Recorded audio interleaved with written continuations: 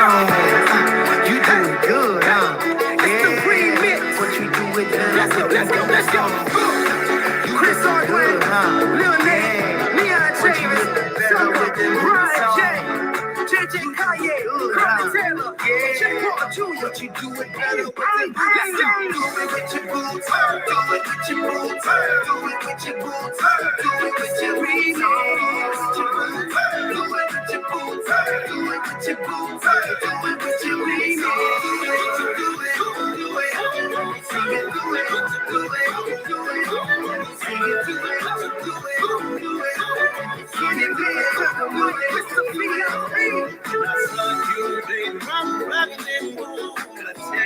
Girl, that you look so cute, real magic, yeah. Star of the show, should the party now, make you want to go. Some party fools stopping at the trailer ride. Nothing with your girl, whatever you like. Big room, baby, you can put out, girl, it's cool. So come to pieces if you do it with the boots, yeah. Just hit the middle, don't matter what you need to do.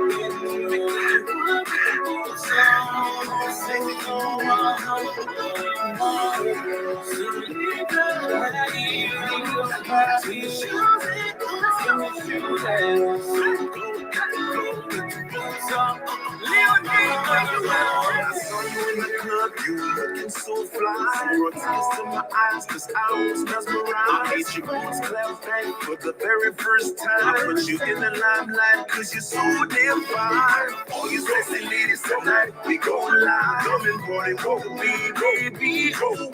Put your hands in the sky, we gon' ride or die. Baby, give it on the track, represent the north side. It's a new thing, the country swag. Players got their boots, even though they pay sad. I'm a country boy, I represent the boots. So when I step by with my heart like the girl, extra right. Baby, looking sexy, so sexy out of me.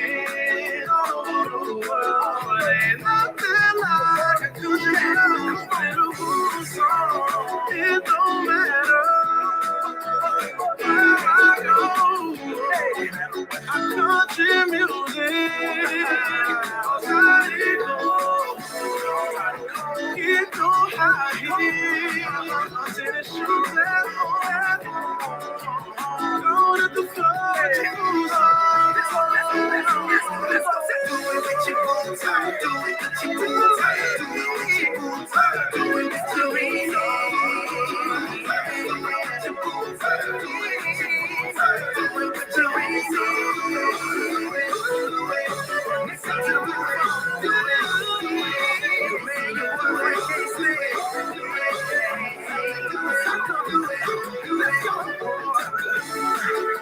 I'm looking for a lady that can do it with a cool song.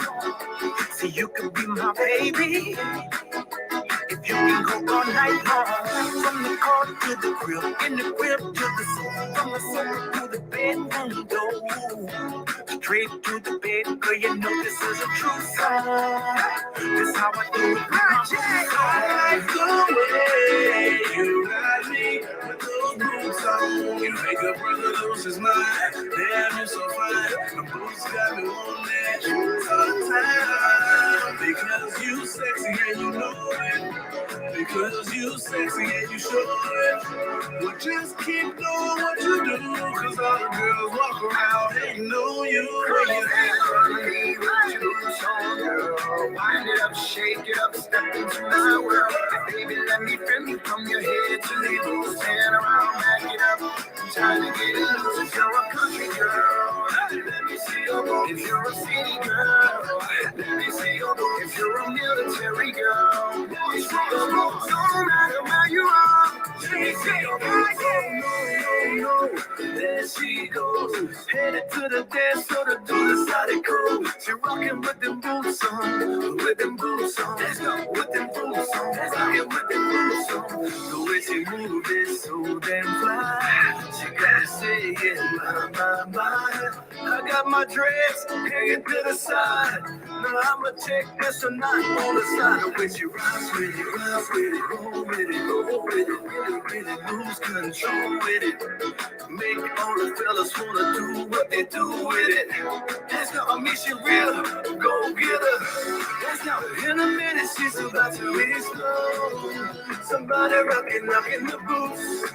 In a minute, she's about to explode. Somebody rockin' up in the booth. Do it with your boots, do it with your boots, do it with your boots, do it with your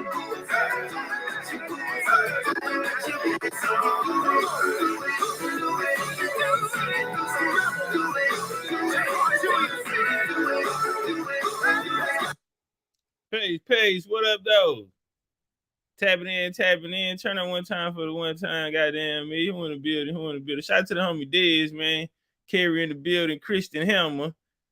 She Hoisted. Sylvia Love Jones. Shout out to the homie AP Jr.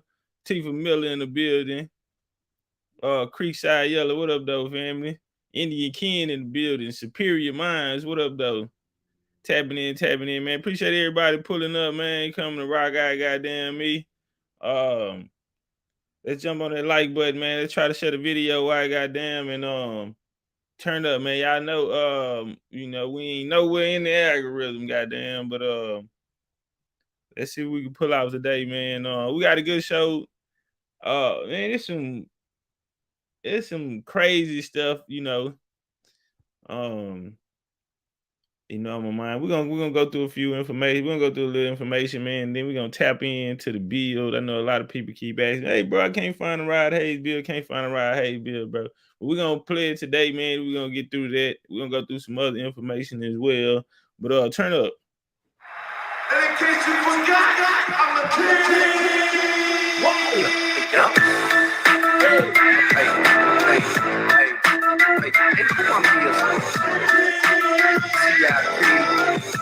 Atlanta's own king of the South, y'all. Better keep a name out your mouth,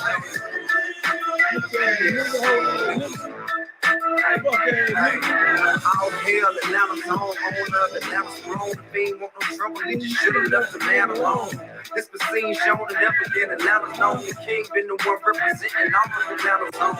Back when he was representing Atlanta wrong, every shot he got, he put the hoods of Atlanta home. The big screen didn't hit every track of travel on.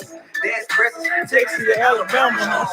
Down in Miami, up to Louisiana home. From the Carolinas, Virginia to David Dallas home. I'm well connected, ain't you better know your mama's home. Got a nickel plated, but ain't a hammer roll. And it shine like the set the panel on. And it see me riding, getting blown like a saxophone. And shout it, spit it, they take it, cut a camera. Bitches, I ain't on your YouTube, and you ain't got your channel on. I'm the king of the South, there is none like you. Sucker MC, you gotta call me. So bad, but I'm on fire. 24 inches on my rims and tire. I'm the king of the South, there is none like you. Sucker MC, call me sire. Was on top, then I pass right by you. I will not stop, and I won't retire. I claim my star, I come with no big names, no fame, no celebrity sponsors, just a game flow. and a float of the bomb. This nigga running, you wanna dead.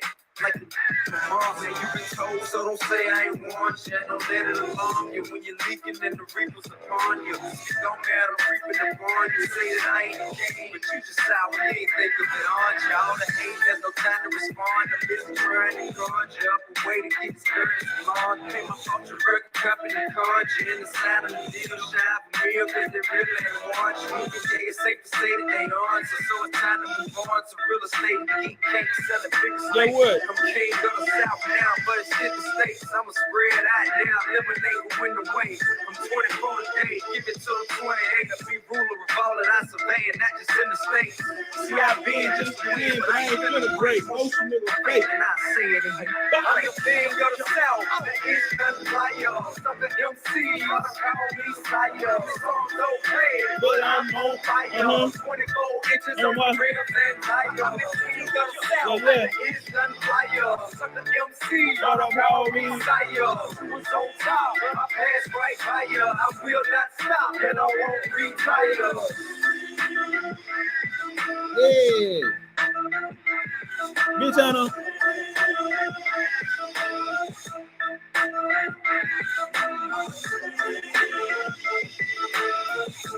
Yeah. What up, though, man? Turn on one time. In the building, Von Indigenous. What's up with? He said, damn, I ain't getting no notifications from this channel. Hell, I ain't even getting no notifications from the motherfucker. You know, I ain't even signed into this YouTube, but I'm subscribed to the motherfucker. And nigga ain't sent me no goddamn notification. What's up with it, Kiki? What's up with it, Trees? Tiffany in the building. Man, before we get into it, bro, I had seen so I've been following the Shanquella Robinson case. I don't know if any of you guys out there have been following along with this case, man. But I don't know, it was one of them cases that didn't sit right with me, man. I know a lot of people was comparing it to the Kanika Jenkins case. If any of y'all remember the Kanika Jenkins case out there, you know what I'm saying? This say Von ain't got no massage. God damn. John Davis in the building. What's up with it? JD and this motherfucker. They say Von ain't gave out no massages. God damn.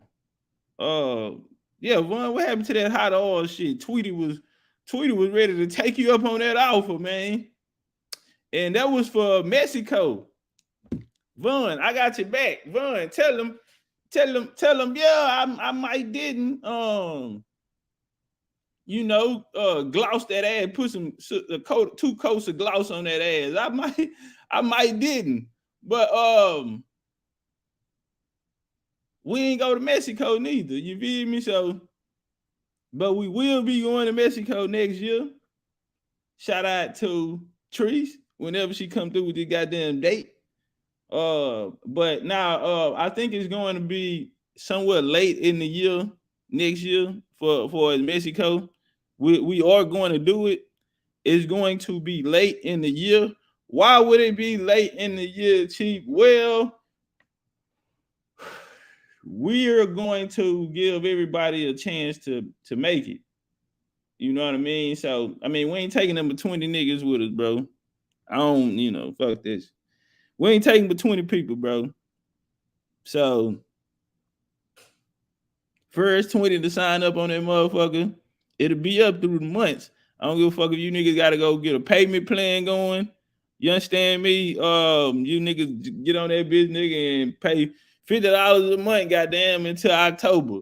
You know, you got a whole 10 goddamn months to get the shit together, man. So, yeah, I know it's gonna be somewhere late in the year, maybe August, maybe October. Either August or October. We trying to find a significant date to go.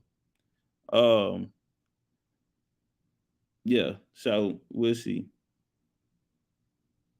So Tree said October, man. So we'll come back October and knock that out. We will have like some some pop-outs, regional pop-outs. If you're down for that, New Orleans Super Sunday, March 19th, man. I don't know if I'm gonna even be in the country that day, unfortunately, because I think that would have been a good pop-out. We could have went to Poverty Point Saturday. March 18th, we could have went out there to Poverty Point and then hit up Super Sunday next day, and also the Bill Pickett Rodeo. Bill Pickett Rodeo will also be in Louisiana that day. So you get the cowboy culture and you get the Indian culture, man, and yeah, man. Say, damn, sound like a hell of a day, huh? Poverty Point. Then you get the Bill Pickett Rodeo, and then you get the Super Sunday with the goddamn Indian. Oh man, that's a motherfucking New Orleans, bro. Y'all gotta make that shit happen. Why you niggas in this whole quiet? All them New Orleans niggas got quiet on the motherfucker. He said, why y'all won't come this way?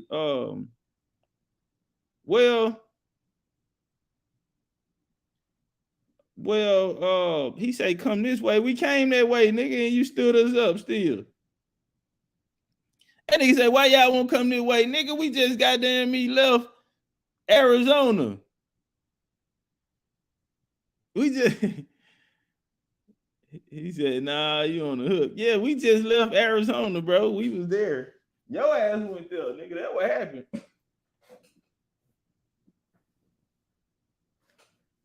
Nigga, and you know what? I still have exclusive footage from Arizona. I still have. He said California. I'll tell you this here, man. I say this, Vaughn, about California.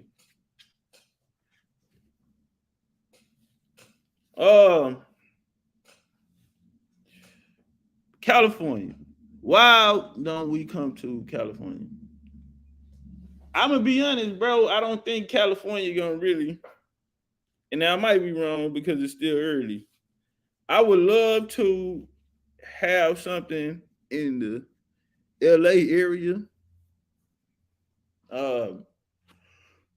But I don't know too much about out there. So I'm gonna need somebody to help, like put it together. So if you notice, like we've been going to everywhere where we had somebody there. Now, Arizona, I would say this here, we ain't had nobody there. And for one, we ain't had no business in Arizona in the first place. We should have went to Vegas. So, I mean, we just have a better chance there because we have about 5 people that's, from BCU that actually live in Vegas. So we trying to go where we know, you know what I mean, we'll have some support. And we fucked ourselves in Arizona, bro. That we ain't doing that shit no more. If we do, we're gonna station in Vegas and then we're gonna drive out to Arizona. But all of this here been a learning lesson. They go Tweety right there. They go one of your clients, Vaughn. Tweety, how you knew we was in here talking about you? Vaughn was in here just talking about how he gonna put 2 coats of oil on that ass. 2 coats of extra gloss on that ass. Yeah, California, bro, we need somebody. If we had somebody out there who can, run the play and like, all right, man, y'all come out here. We know where everything is. I know what this at, and I can help set up and organize it. Then we'll shoot our shot. But we just don't have the manpower right now. But, should have changed because I honestly feel like that Vegas call and that New Orleans call is going to grow. Give us this time next year. And watch how fast, how big the Vegas and New Orleans car gonna grow. I think them two gonna, especially that New Orleans car. I think in about 2 years that motherfucker gonna be fulled up. Nah. Tree says she need everybody to send their birthdays for the calendar. We do not have much time. Trees, we not gonna beg these niggas to send their birthdays because all these niggas saw the post in BCU. We not gonna beg them. The ad just won't be on there. Trees, the ad just ain't gonna be on the goddamn birthday calendar. Who fault is that? We don't want a nigga don't run in that bitch talking about my birthday tomorrow. Nigga, shit, you ain't on the calendar, nigga. Nigga, if your ass ain't on the calendar, nigga, your ass ain't on the goddamn calendar, nigga.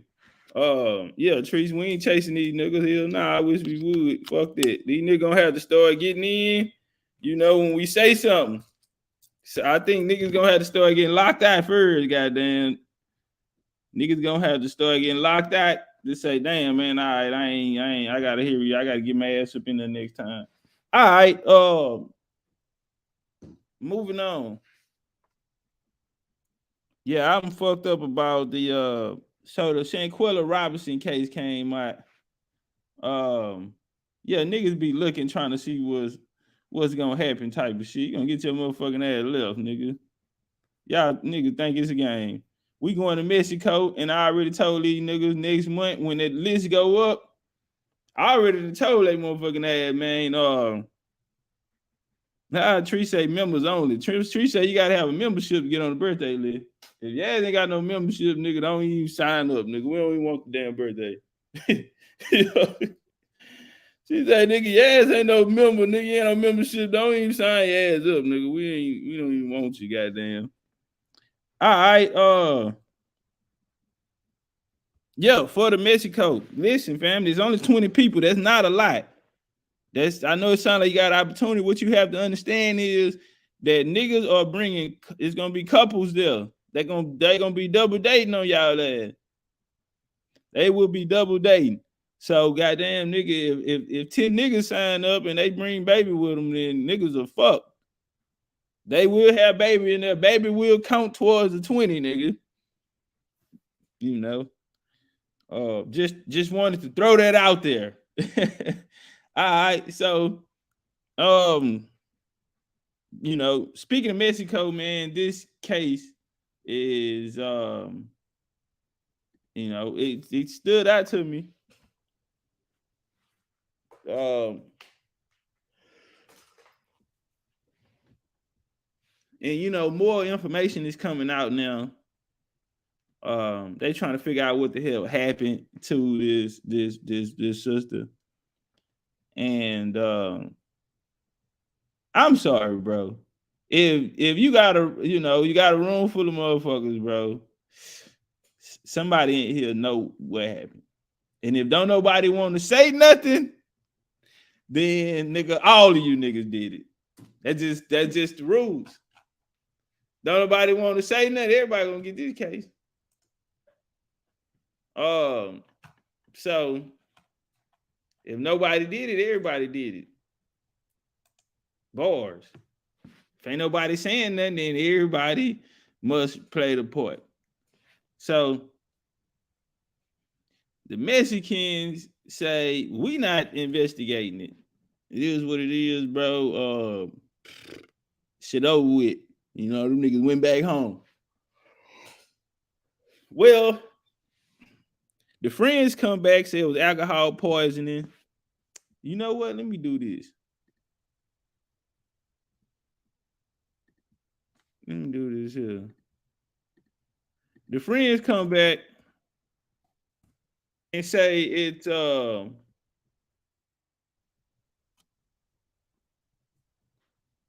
alcohol poisoning. They done diagnosed her they damn self, huh?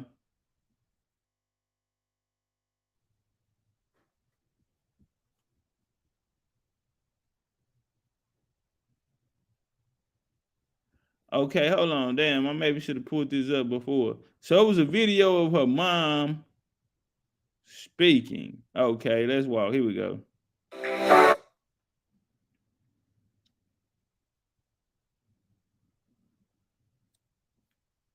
All right, let's walk. And she had never arrived. Well, I received a call on Saturday saying that my daughter was sick and that she had alcohol poison. But her doctor had never arrived, so I don't know where they got the alcohol poison from. So at that time, they said a doctor was on the way to examine her. And she wasn't responding, as they told me. Said she was resting a little bit, but she wasn't all the way responding as normal. So I told them to keep me informed, and I wanted to know why they couldn't take it to the emergency room. And they said because they needed $5,000 cash to be seen in the emergency room. And I said, well, see, now this the case right here. They told the mama they can't go to the emergency room because it was $5,000 cash. Now, what opens up now, homie, is because they actually had a doctor who arrived at the Airbnb to treat her. The doctor said, "Let's go to the hospital." It was the friends who said, "No, we want to. Can you work on her here?" And so apparently the doctor was there for about an hour or two before the sister even passed. So while the doctor was there, she still was responsive. The friend said, "No, we don't know. Let's not go to the hospital." And then when they talk to the mom, they tell the mom, oh, well, we can't go to the hospital. It's going to take $5,000. Nigga, everybody in this hoe going to jail. Or everybody needs to be lined up and executed in this hoe. Yeah, they don't want me to be the judge, goddamn. I bang the gavel, nigga. We taking headshots around this hoe. Yeah, we just gonna go and get rid of you niggas. She has insurance. And they said they didn't take insurance back being out the country. It was a little different. So at that time, I told them just keep me informed, and they did call back, but they still saying it was alcohol poisoning. So by later on that evening, they called and said that Shanquella had passed. And at that point, you know, it just took my heart crumbled up, you know, just knowing my child was gone, and I couldn't get there to her, could not do anything. And they said the medics came, 3 medics came, and no one couldn't do anything, couldn't save her. But I believe Shanquella was already passed, had already passed. Next day, I got a call saying that they was over there fighting Shanquella, saying they don't know why they just put it on alcohol poison, say Shanquella, they was jumping on her. And these were the friends that she was with. So the friends that she was with said it's not alcohol. They initially said it was alcohol poisoning, and then they said no, it's not. There was a fight. There was a fight. This was a phone call that I received that it was a fight. So the video had to be out before they actually come back to Charlotte. So there's a video on, for people that don't know, there was a video that surfaced on social media that's very disturbing. You've seen this video, I know. Did you get a call from the police at any point about what they found? No, I never received a call from the police saying what they found. Or an autopsy, anything like that? Later on that week, that Thursday, we received a call. That was the autopsy saying that her death had nothing to do with alcohol. Say she had a cracked spinal, and say her neck had been broken. So that automatic let me know that she were jumped. So did you, at that point, have you spoken with the friends that were with her since then? I spoke to the friends, like they had, when she actually passed, it was on a Saturday evening night when they called. But I talked to them, I think they'll ride back home maybe Sunday or Monday. And I talked to them like on Tuesday and Wednesday. I talked to them Monday, Tuesday, and Wednesday. And they kept on saying there was never a fight. There was never a fight. So I didn't believe any of them stories. So after we received the autopsy on Thursday evening, and the autopsy told us what had actually happened to her. And so that took it to a whole nother level because, they're saying that it was alcohol, and alcohol was not the cause of her death. Yeah. You know, they jumped on her over there. And if you see the video actually shows that she was not fighting nobody back. She didn't even have a chance. All of them sitting there looking. No one sat, tried to stop it. She had nobody over there to help her, So this there was nothing she could do. But Shanquella was sweet, very kind. She had a heart of gold. She loved everybody. She didn't mistreat nobody. Never, no one could possibly ever say anything bad about her because she was a good person. Was she close friends with the people that she went on this trip with? Well, now this is the question that a lot of people wanted to know because you got a lot of things going around. Everybody screaming, "Oh, those are best friends," and this and that, and this from her mama. Her mama, they asked her mama, "Do y'all know these people, man? Or why watch this shit?" All I know that she went to college with him. That one of the guys supposed to have been her best friend, and he had went on family trips with us, and he'd been to the family house. We've all been on trips together, just good time. And I never thought that he could be that low to do my child like that. Have you heard from him since all of this happened? Yeah, he came to the house 4 days in a row until he found out we knew what the autopsy said. Damn. They say the boy was over there every day trying to see what they know. Trying to make sure his name don't come up in the shit. They need to pull them hoes phone records. Pull them hoes phone records and text messages. See what they've been saying to each other. They need to see what they've been saying to each other. Because if he been over there 4 days in a row, guess what? He going to tell them everything that him and the mom and them talking about. They need to pull that whole shit. And then when they come back and tell them, hey, man, we got the autopsy, man. These folks say, oh, goddamn nigga, they jumped on them. Broke a neck or some shit. They ain't heard from the punk ever since.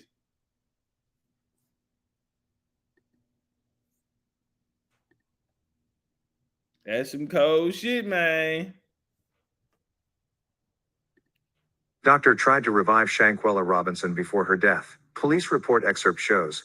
Information from a police report says Shanquella Robinson was alive when medical help first arrived at the vacation home where she was staying with a group of people last month in Cabo, Mexico. The report differs from details previously reported from 25-year-old Robinson's death certificate that said she died within 15 minutes of being injured.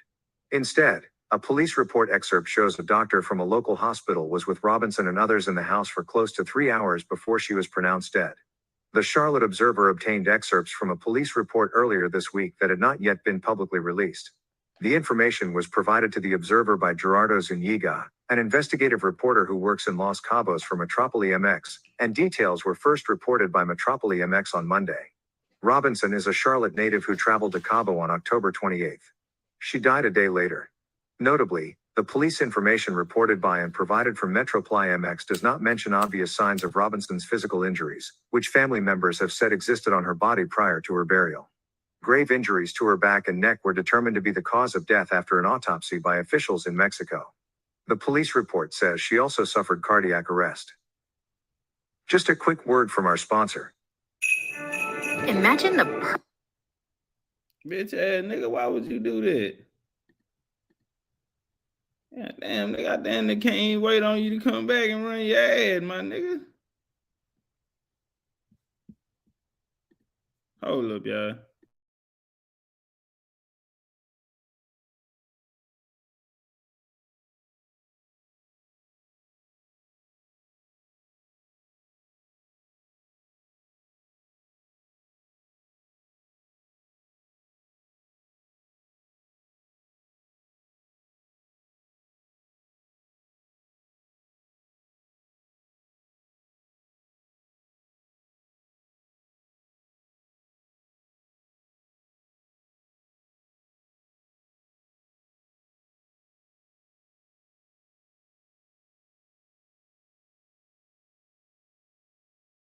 Conflicting explanations has led to her story going viral, invoking global outcry with countless people closely following Robinson's death. The hashtag Justice for Shanquella has been trending on Twitter, Facebook, and TikTok. The Charlotte Observer has been unable to reach those who were with her on the trip. No arrests were reported as of late Monday. Robinson's family became suspicious of her friend's claims that she died of alcohol poisoning when a Mexican autopsy report showed that her cause of death was severe spinal cord injury and atlas luxation. Atlas luxation is a form of neck injury. The Observer attempted to reach Cabo police via email and social media messages and did not receive a response. Zuniga told the Observer he obtained the internal law enforcement report through a source. Robinson's family did not return multiple calls and messages. Shanquella Robinson police report. The information from the police report shows that at 2:13 p.m. on October 29, medical help was summoned to Villa Linda 32, a property run by company Cabo Villas, located in San Jose del Cabo. You know what I would have did? I would have said, all right, you whole ass Mexicans want to play? You bitches want to play? I would have said, all right, check this out. No more Americans going to Los Cabos. Stop, yes, all motherfucking Americans, stop going to Cabo because it ain't safe, goddamn, the authorities or helping murder you and cover up the murder of Americans and shit. Yeah, I'll come out and I say, you know what?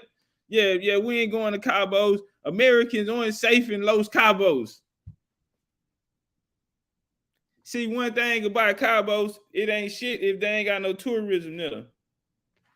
They don't have no tourism there, Cabos ain't shit. I don't even like Cabos. I probably never go back to this shit. Yeah, I ain't wanted to go back ever since I went to this shit. But I say this here though, I damn near got robbed twice in Cabos too. Then they got robbed twice. And anyway, man, back to the, but I'll say this, bro. I would tell all America, I come out in the news stations and be running that bitch. It's not safe for Americans in Cabo. I bet them hoes gonna want to talk. See, when I was there, somebody had robbed the Rolex store. They robbed it right there on Marina. So what Cabos did was they put armed guards out there. Niggas with big old ass assault rifles with masks on their face and shit, and they was everywhere. Standing around the Rolex store, standing around the streets. Why? Because they needed to put a sense of security inside the travelers, inside these people that was coming out there to vacation. Now, this type of shit they don't want to get out. All right, covered up. All right, and then nigga dead, gone. Whatever we got to do, go ahead on it, So we keep this shit under the rug, for it scare niggas out from coming down here. Why did they say alcohol poisoning? Well, if you like traveling internationally or, down in the Mexico area, one of the most frequent things that you hear about people vacationing out in Mexico is that they die. And when they die, what are they dying from? Some type of alcohol poisoning or result of someone slipping something inside of their drink. If y'all remember a couple years ago, this was like a real big thing.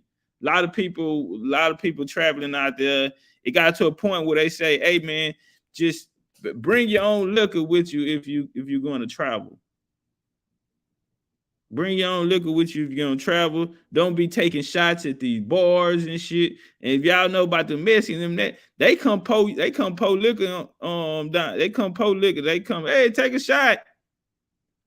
They already be having that bitch made. That bitch be in the bottle. You don't know what's in that hoe. The bottle ain't got no sticker on it.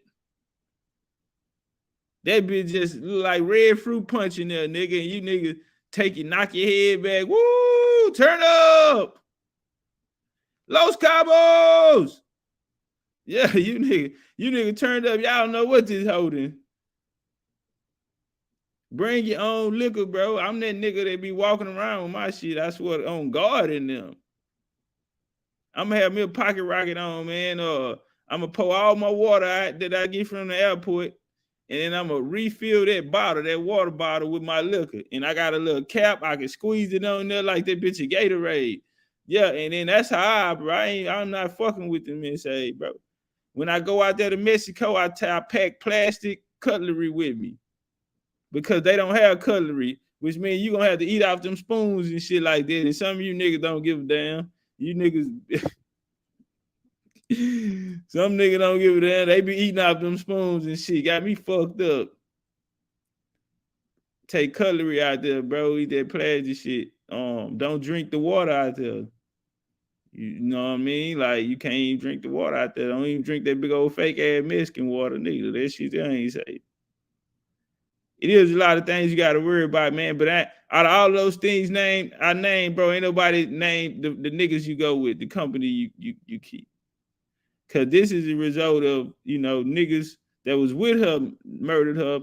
All of them did it. Ain't no one person did it, nigga. Everybody in this bitch did it. Everybody in this hoe gonna get handled like you hoes did it. Bitch, if you didn't do it, you should have got you a kick. You should have got you a punch. You should have got something in that motherfucker, bitch, because I'm finna handle you like you did. On guard in them. So, but the Mexicans come in and cover it up.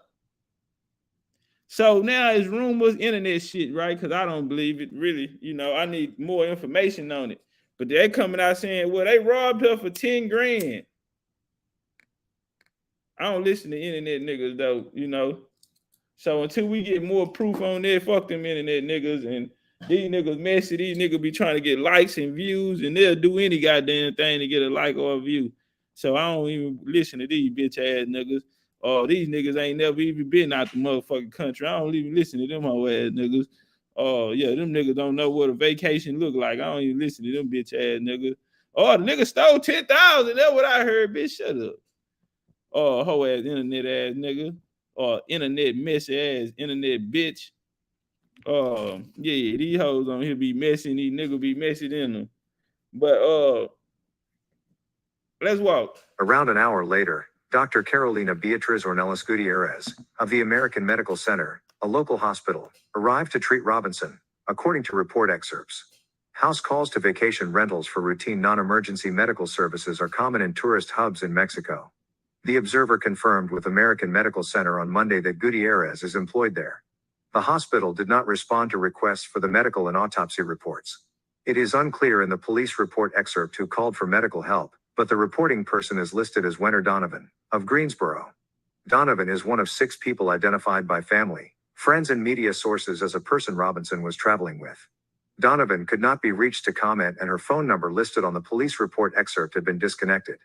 The police report excerpt is in Spanish. According to a Charlotte Observer staff translation of the document, Dr. Gutierrez says she was told Robinson had drunk a lot of alcohol and the medical call was for Robinson to be given in 4. The police record indicates Gutierrez found a female, understood in the report to be Robinson, with stable vital signs but dehydrated, unable to communicate verbally and appearing to be inebriated.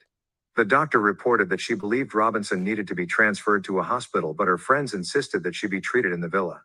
Dr. Gutierrez attempted in 4 but was unsuccessful, according to the report excerpt. It's unclear what medication was in the 4th. The information from police says the doctor was there for close to an hour when Robinson began having a seizure. The convulsions from the seizure lasted less than a minute, according to the report. At this point, the patient's friend, named Wenner Donovan, called 911 to request an ambulance, according to the Observer's Spanish to English translation of the report. This was around 4:20 p.m. In the meantime, the patient presented with difficulty breathing and a lowered pulse, and they gave her rescue breaths. The doctor, along with a friend, began administering CPR at 4:49 p.m. when Gutierrez detected Robinson had stopped having a pulse. Police arrived and talked with the doctor who was treating Robinson at 5:25 p.m. It's not clear from the information in the police report exactly what time an ambulance arrived from the 911 call. The report information indicates paramedics administered a total of 14 rounds of CPR, 5 doses of adrenaline and 6 discharges, AED shocks, without success. Unable to revive Robinson, Gutierrez declared her dead at 5:57 p.m., according to the report excerpt. The police report information lists deceased person, cardiopulmonary arrest, as the reason police were called. How did Shanquella Robinson die? Salamandra Robinson, Shanquella's mother, told news outlets that each friend from the trip has a different story, and they initially told her that her daughter had alcohol poisoning. Official autopsy reports list the cause of death as severe spinal cord injury and atlas luxation. Mexican authorities are investigating Robinson's death as a possible femicide, the State Attorney General's Office of Baja California Sur announced in a statement Thursday, according to ABC News. Femicide is the gender-based murder of a woman or girl by a man, according to Merriam-Webster's dictionary. The FBI began investigating Robinson's death amid the conflicting reports, the agency confirmed in a statement last Friday to the Charlotte Observer and other outlets. A video of a fight has gone viral, and Robinson's mother told CBS News she recognizes her daughter in the footage. The footage shows a naked woman, barely verbal, being hit and punched in the face multiple times by another woman until she falls to the ground. A person not seen in the video is heard saying, "Quella, can you at least fight back?" The FBI says they have seen the video. Robinson's family searches for answers. Robinson's sister Quia Long said in a statement published to GoFund, the family will continue to investigate what happened and they are raising funds for legal fees. The United States State Department released a statement claiming no clear evidence of foul play, yet there is a video circulating of a woman violently attacking Shanquella, Long said. This statement is unacceptable, and we are beyond devastated. We continue to fight for the truth. As of Monday morning, the page had raised $354,422.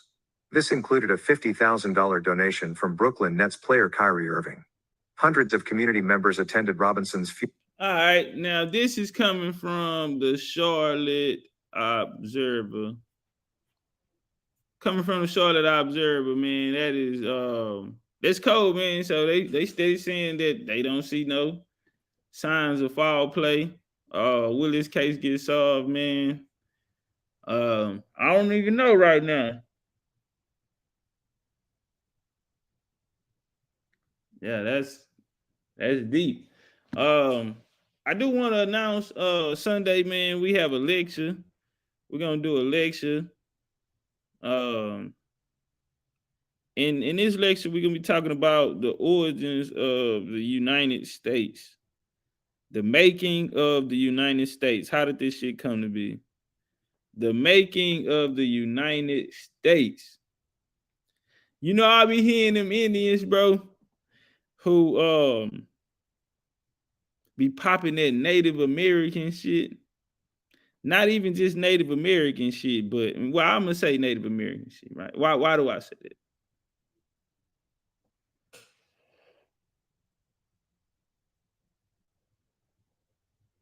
Yeah, well, they sticking to it. I think it's the people up top right now. While this is happening, it's like, where are the friends? Where are the friends? Where are they family members? What's the little chick name? Winter, the little SA chick, or whatever she was. Where's she at?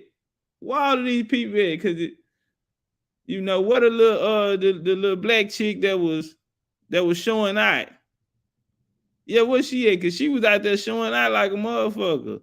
She thought she was little Mike Tyson. What these hoes at now? Don't nobody know where they stay at? Ain't nobody been over there? Where they families at? Where they friends and shit? You know, like a motherfucker. Niggas is hoes. Niggas ain't gonna do nothing but sit on the internet. You feel me? You know how many niggas on the internet that live in Charlotte? You know how many niggas on the internet that live in Charlotte that ain't heard about this shit?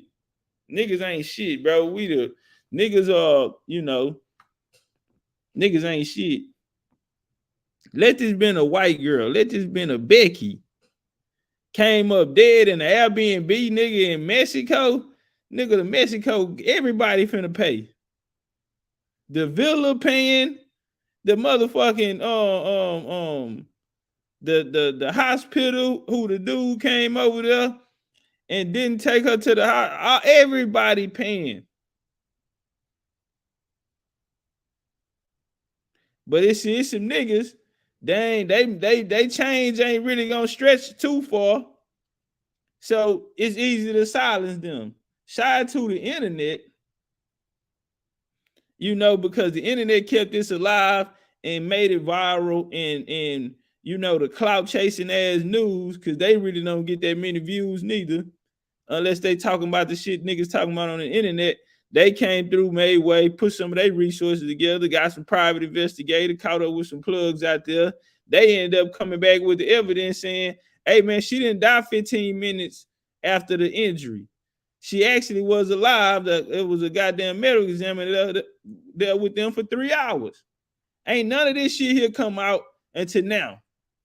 This was yesterday. I think that one just came out yesterday. So it is these news stations. It's viral, and they have to stay in the mix. So they have to talk about these situations that's going viral on the internet. And shout out to a lot of people end up, donating. They start putting their money up there. Now they get a chance to, fight the case. What happens a lot of times in these situations, man, that's why it's good to keep your shit in-house, because if them other people, let's say NAACP and these niggas here, you got what's this black ass, ugly ass nigga name, man? Trayvon Martin lawyer.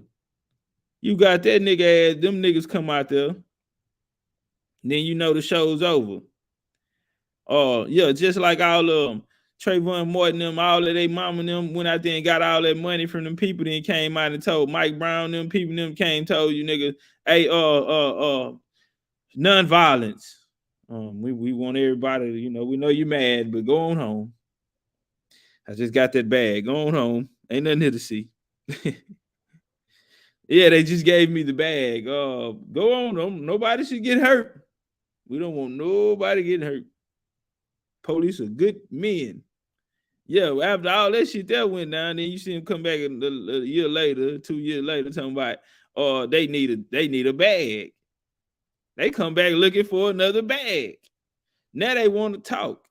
Gayle King, can I get an interview?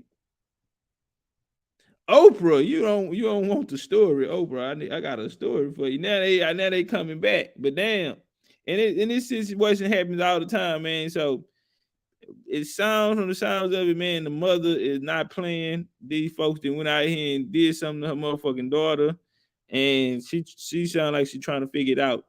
I just hate these type of cases, bro, because unfortunately it's like the more high profile these cases be in this situation, nobody goes to jail. You feel me? Like the Kanika Jenkins case, ain't nobody go to jail. They gave the mama a check though, and then y'all take that shit from out in front of the hotel and take that shit down the block. Police department, everybody, all of this shit that was on that Kanika Jenkins case. You had so many motherfuckers involved, crime scene, all of this shit here, bro, and come up with the weakest excuse. And nobody ain't. Whoa, bro. I'm telling you, it's real, man. Even with the passing of my mom, you feel me? Like, even the way that my mom passed away, man, it's a dirty game, bro. It's a dirty game. All right, moving on in the show, man. What we're gonna do is we're gonna go through a little information, and then we're gonna jump into the Rod Hayes interview. It's about an hour and a half. We'll get through the Rod Hayes interview. Before we do that, we're gonna drop a little news you can use. Oh, damn, let me tell you about the lecture. Man, the lecture, bro. Let me say this. In this rebuilding process,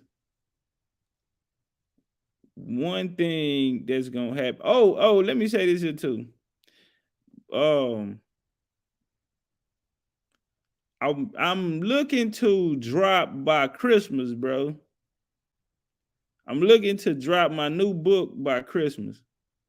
So y'all be looking out for Christmas around at Christmas Eve, around that time right there. We're gonna drop. We got a book coming out, right? We have a book coming out, my new book coming out. I'm not black, I'm Indian. I'm not black, I'm Indian. Y'all be looking out for the new book by legendary Topcatz. I'm not black, I'm Indian. And we're going to try to drop that by Christmas Eve or New Year's Eve. Either Christmas Eve or New Year's Eve. I'm not black, I'm Indian.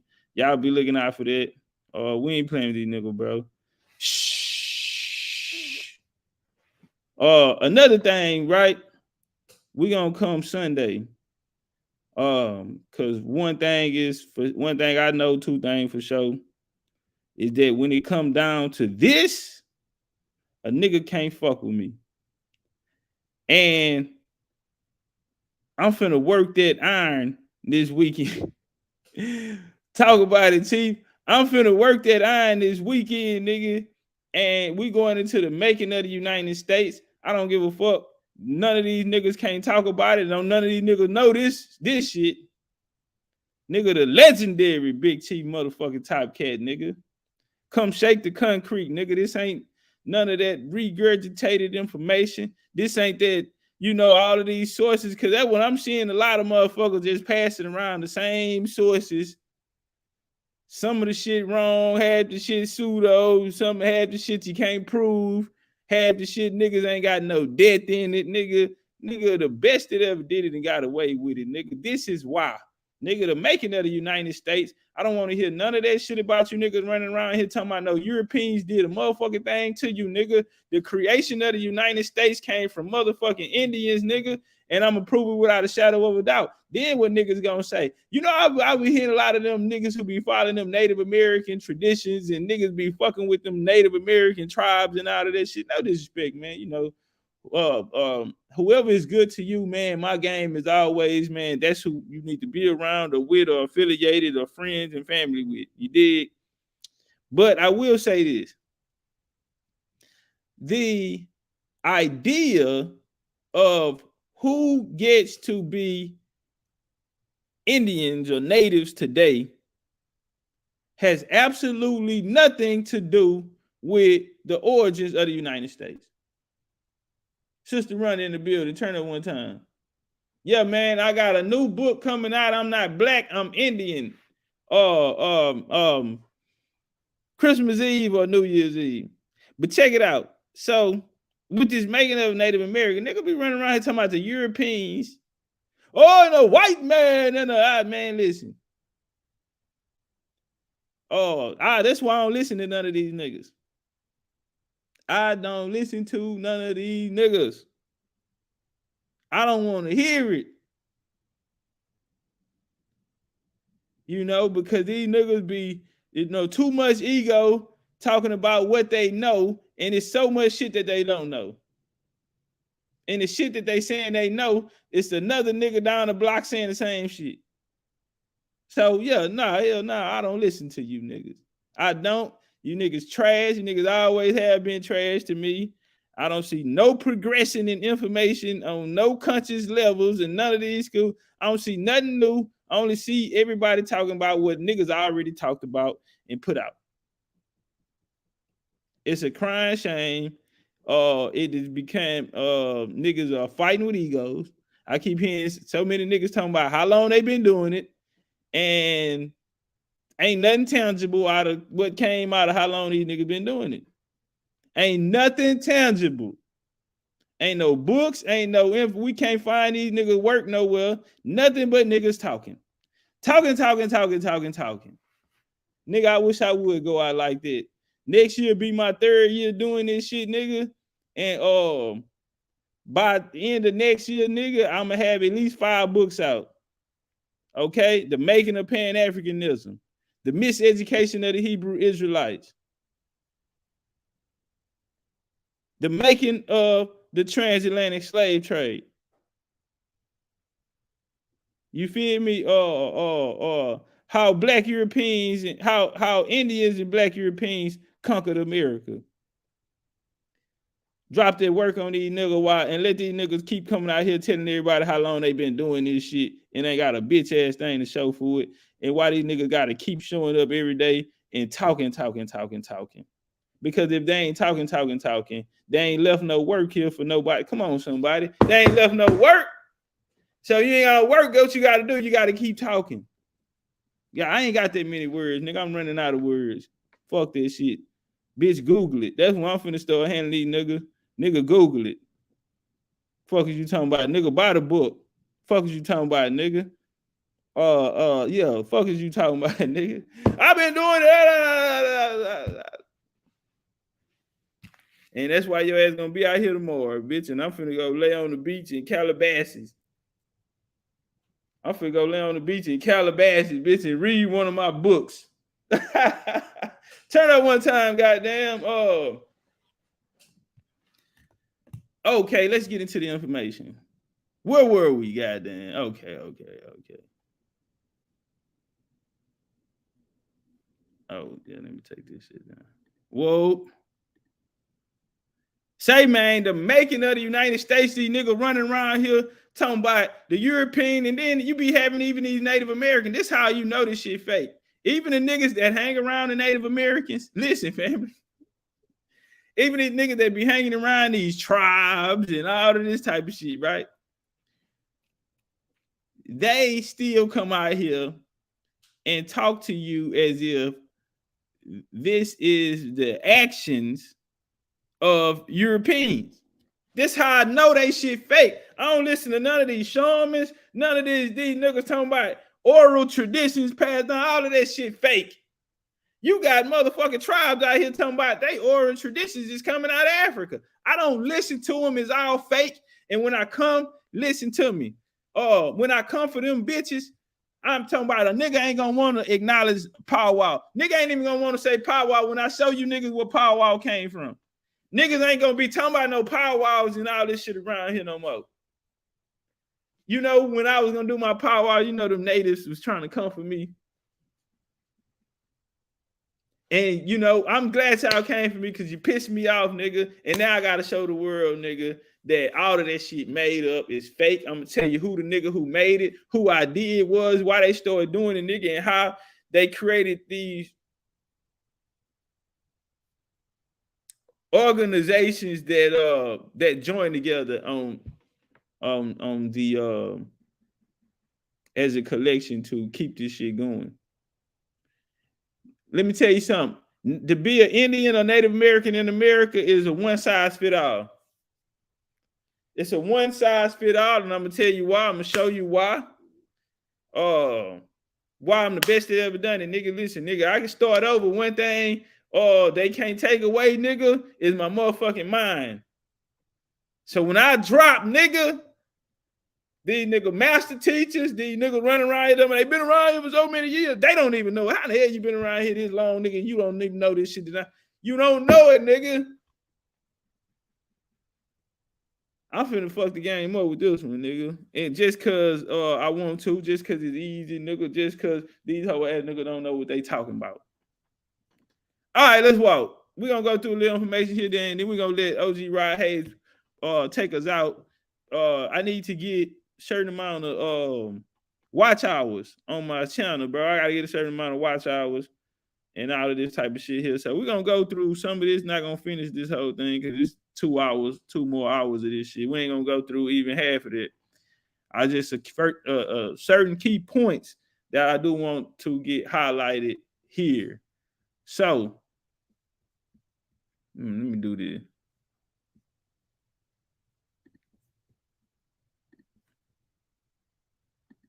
Watch this shit here, bro. Fuck these niggas up, man. Nigga, I don't want to hear this shit come out of these niggas' mouth or none of that. Well, a European and a white man man, bitch, shut up. Bitch ass nigga. Indians created the United States. Aboriginal created the United States. However you like it. However you like it. An Indian, an Albo, however you like it or want to slice it. And we can prove that without a shadow of a doubt. It's crazy how long niggas been listening to these master teachers and these niggas running around here and niggas be following behind niggas and niggas don't know a motherfucking thing. Niggas, and a lot of niggas lucky they claim Indian, nigga, because I show these niggas y'all don't know shit neither. Don't know a motherfucking thing. All ego. All ego, no bars. All ego, no bars, I swear to God. And I'm going to show you something else. But let's deal with this right here, man. See me Sunday, the making of the goddamn United States. And after that, goddamn, next month, nigga, the book dropping. I Ain't Black, I'm Indian, nigga, by legendary Topcatz. The like button family, because what we going to do is we got some giveaways only if niggas doing it right now. Against the United States or aided their enemies of the United States. Now, this is very important that we circle this right here. Now, one of the reason why they had the problem, you could not fight against the United States because this is U.S. expanding coming down south. At this time, what is taking place, you had your early treaties in the early when they was creating Cherokee and the Creeks and they were coming down south. You had those early wars that later developed into what they call the Seminole Wars. And that was fought all the way up into this time. So, time out, y'all see that nigga Geechee. Geechee say he had to finish that guard did before tuning in. Say Geechee, that hoe like an anthem. I don't care where I'm at, Geechee. If that song come on, bro, I can't do nothing but think about BCU. I can't do nothing but think about BCU every time I hear that song, nigga. They counted us out. They didn't think that we would make it. Whoa, whoa. They didn't believe in us. I ain't gonna lie, bro. That hoe there get me too. They didn't want to give it to these people. This would become another problem in the Civil War when they opened up the USCTs, United States Colored Troops, understanding that a lot of these people fought against them in the wars of 1812 and also these wars with the enemy, with the Seminoles. A lot of these people did have affiliations with British or maybe French, and so we got to take all of these things in consideration. Very, very important, because there some Indians did benefit from this, but these were the people who would train these immigrants to come in, how to till the land, how to build houses. The young nigga got bars, bro.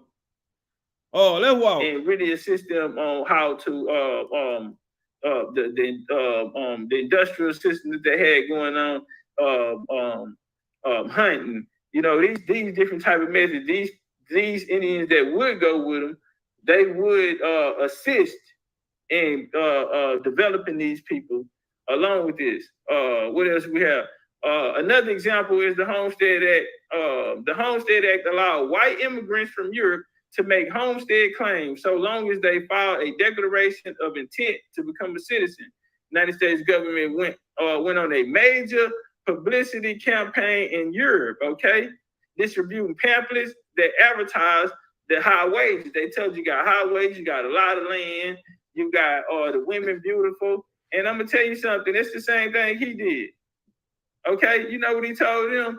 He said, land is plenty in America and so cheap that laboring man that understand husbandry can in a short time save money enough to purchase a piece of new land sufficient for a plantation, right? And what he's telling him, if you come over here and get your little coin, you can marry an Indian, bro. And then by the time you have your kids and shit, the land, y'all can keep racking up on the land. This had always been a plan. This is what he told him. He say, so whereon he may subsist a family, such are not afraid to marry. He's saying that the women not afraid to marry. They even look for enough for it to consider how their children, when grown up, are able to provide for it. They see that the more land is to be had, the race equally easy, all circumstances considered. And so, like, this was their place then and now. Okay, so while this is taking place, getting other people to leave, I mean, they bringing this immigration in. You have the AME church and these boys coming out of the north. They're gonna come over with a plate to get the people off of the land. They're gonna move the Indians off of the land now. All this shit going on at the same time. All right, and so we talking about immigration. Every time this immigration conversation come up, it's gonna have something to do with politics. Every time this immigration conversation come up, you're gonna have to have an enemy. It's gonna be a war within this immigration. Now at this time, these people that are coming over, these immigrants coming over from Europe, they don't have the skill. Check. It's no different in the early colonies when they first came over. They didn't possess the skills, so they were so in debt to the Indians because they got to show me how to do this shit first. You hear me? Go walk, man. Because the streets, they got hot. Everybody got something to say. And I don't know why the elbows keep talking. Because, see, y'all don't do this. I'm steady hearing niggas say, yeah, I did this and that, man. Say, man, let's say in the 80s and shit, and they had these cases where you were having these assaults and these people who are taking these people land. So they come back and say, well, they go to court and they come out that, hey, you can't get in our business if we get down on the nigga. You can't come charge no citizen if he get down on the nigga. So now they ain't protected. So now they saying, okay, well now is they can't protect you now. You're on your own. And this is when we're gonna get the introduction of the white supremacy that we know. But out of that will grow groups like the National Afro-American Council, right? Which would be the first nationwide civil rights organization in the United States. right?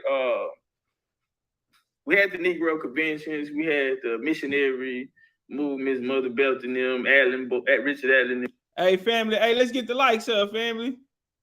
Man, that's one thing we really can't slack on is the likes. You feel me? We need them hoes there, bro. We need, like, it's 49 people in here, bro. It'd be good if we could have got 49 shares with the 49 likes. I don't think that's gonna happen.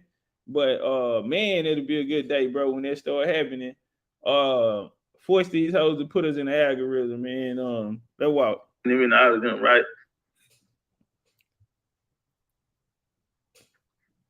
They was created in Rochester, New York before its dissolution, and decades later, the council provided both the first national arena and discussion of critical issues of African Americans and a training ground for some of the nation's most famous civil rights leaders in the 1910s, 20s, and beyond.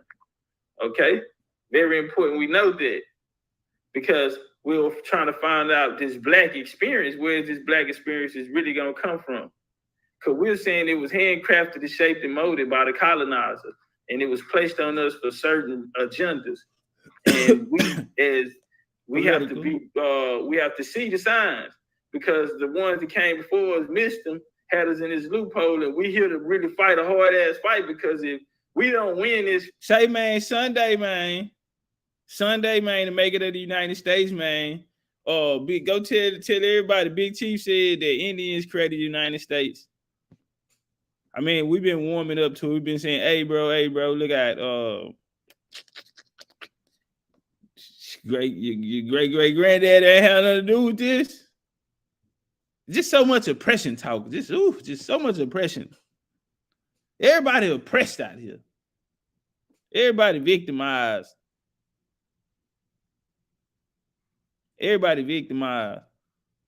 Or what if we had the truth on the table, and then people was able to,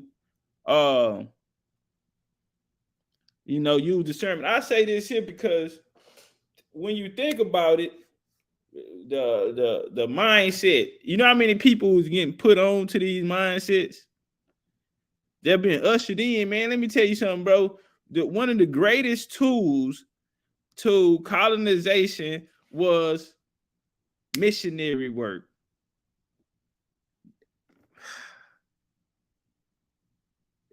Yeah, like the greatest tool, bro. Nigga be talking about the pistol when I don't give a fuck how much iron you niggas slanging. Fuck about no niggas stepping. Everybody, nigga, you gonna have niggas that's gonna step on both sides, nigga. Period, nigga. That's it. I'm talking about, even if a nigga win the stepper when y'all originally, nigga, just through the experience. Yes, man, just through the experience, man, he will develop into a stepper. So, yeah, we ain't worrying about that, nigga. You always gonna have some pushback.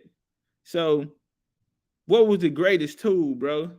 Because I'm gonna show you something. They didn't need the pistol. It was the missionary work. So when we look up today, bro, niggas are still doing missionary work. Shit, some people say what we doing is missionary. Some niggas say, well, shit, Chief, you a missionary. You on a mission. You trying to get the word out. What's the difference from a Jehovah's Witness knocking on the door?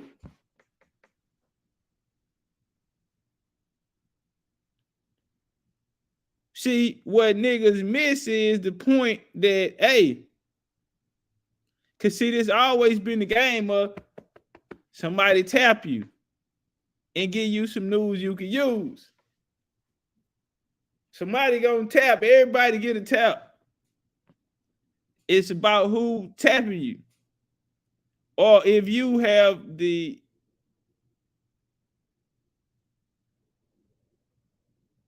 I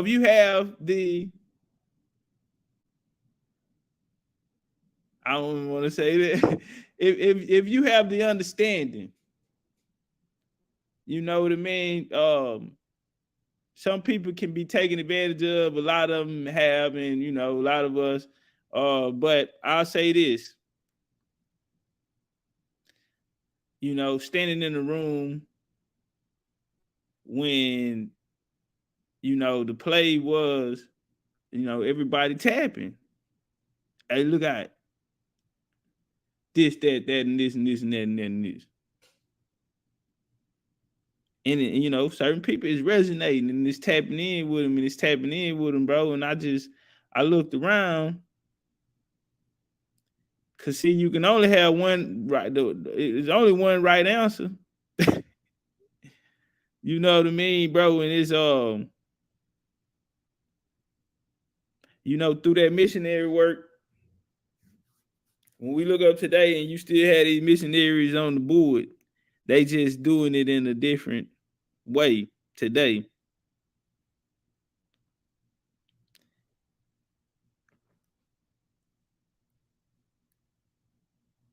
Man, I remember when I had started this series back in the game, American History with Big Chief Topcatz.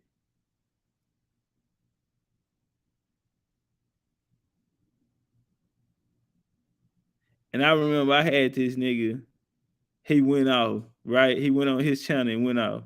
Cause I was still a boxing, you know, still doing boxing content. And the nigga went off, bro. I ain't see that coming. I'm like, damn, I ain't never did none of this nigga. What this nigga tripping for? Nigga went off on me. Nigga running around here talking about he doing American history. Hell, I'm finna start teaching American. Do y'all need me to start teaching American? Bro, I don't fuck with nobody, bro. I stay at the high, bro. I be over here. I don't go on. You ain't gonna see me on nobody's channels or nothing, bro. I be chilling. I don't, you know, but you know, nigga got down on me, man.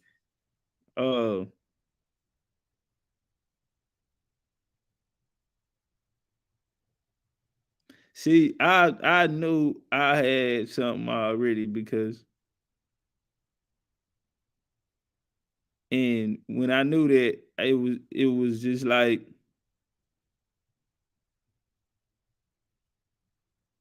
all this shit gotta go. You know, I remember trying to think of a way where, you know, this shit here can work. Everybody can coincide and we can all find the good in what we got going on and put it together. Yeah, I came in this. I was pure on training day. Remember that nigga said, Denzel told that nigga, he say, when they went over there to go rob Roger, and Roger said, yeah, you was just like him. And then Denzel he said that shit lasted about a week. Fuck you talking about? He said that shit lasted about a week. Yeah, I came in, bro. You know, I'm a good nigga at heart, bro. I'm you know, I like to think I'm fair, none biased, you know, understanding there's a right and there's a wrong. You know, and I'm pushing for right. Never been jealous hearted, you know. Want to see everybody win. I'm a team player. I know how to pass the ball. I ain't gotta score every time. I'm gonna play my D. I'm a lockdown, you know, give me my assignment and I'm on it. You know, it you know what I'm saying? But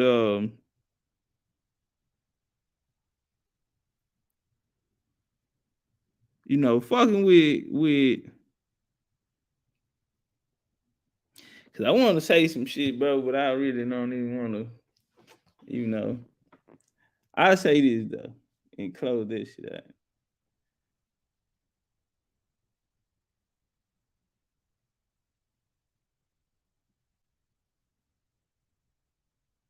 Niggas can come out here and try to make this shit about anything else, bro. It's gonna come down to you and your story, bro.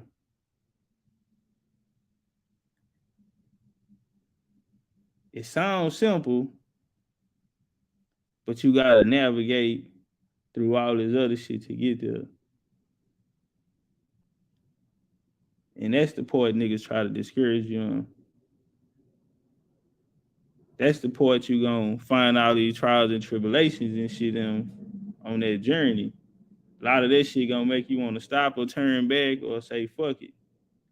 A lot of that shit had you looking over and saying, well, damn, you know, it's going a lot smooth over there. It ain't this here. Maybe, you know what I mean? This ain't the right, you know.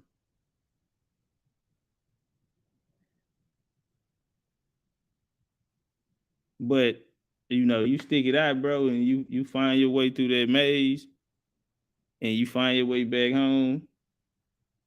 Say, man, they told me ain't no place like home. You know, nah, ain't no place like home, man. They say that's where you're supposed to be. And home is where the heart is. So a lot of times, you know, these things that, you know, we put our whole life in, bro. Nigga didn't watch so many niggas put their lives in this shit, bro, and don't get nothing out of it. What the Black Panthers is, bro. I love all this shit, but damn, my nigga, who gonna put their life in this shit, bro, and get something out of it? Why? What's the real reason that this shit keep losing? For one, ain't none of it really been real. This whole experience, none of it been real. Maybe the niggas who put their lives in it and lost, but I'm gonna tell you something, bro. The reason why niggas lost is because they didn't have their story. So a nigga could never even be at his full potential. You never reach your God-like state. These niggas been running around here with ego talking about. You know, no disrespect to the gods. But they ain't know they self. I don't give a fuck how much supreme mathematics you know. If you don't have that connection, nigga, to your roots, to your genealogy, you lose.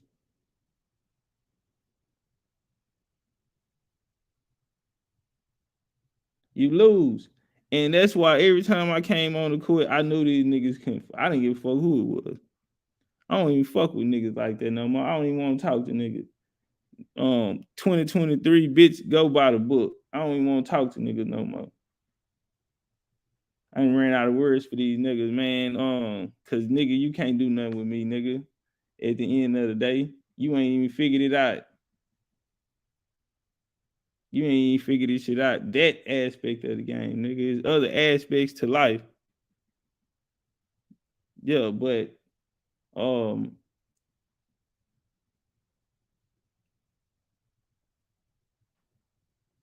you know, fucking with this Indian shit, bro.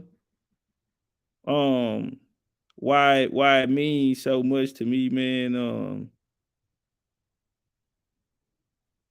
And what it means to me, you know, I had a chance to, you know, explore another side. So I always had, you know, my vision on life or the world or reality.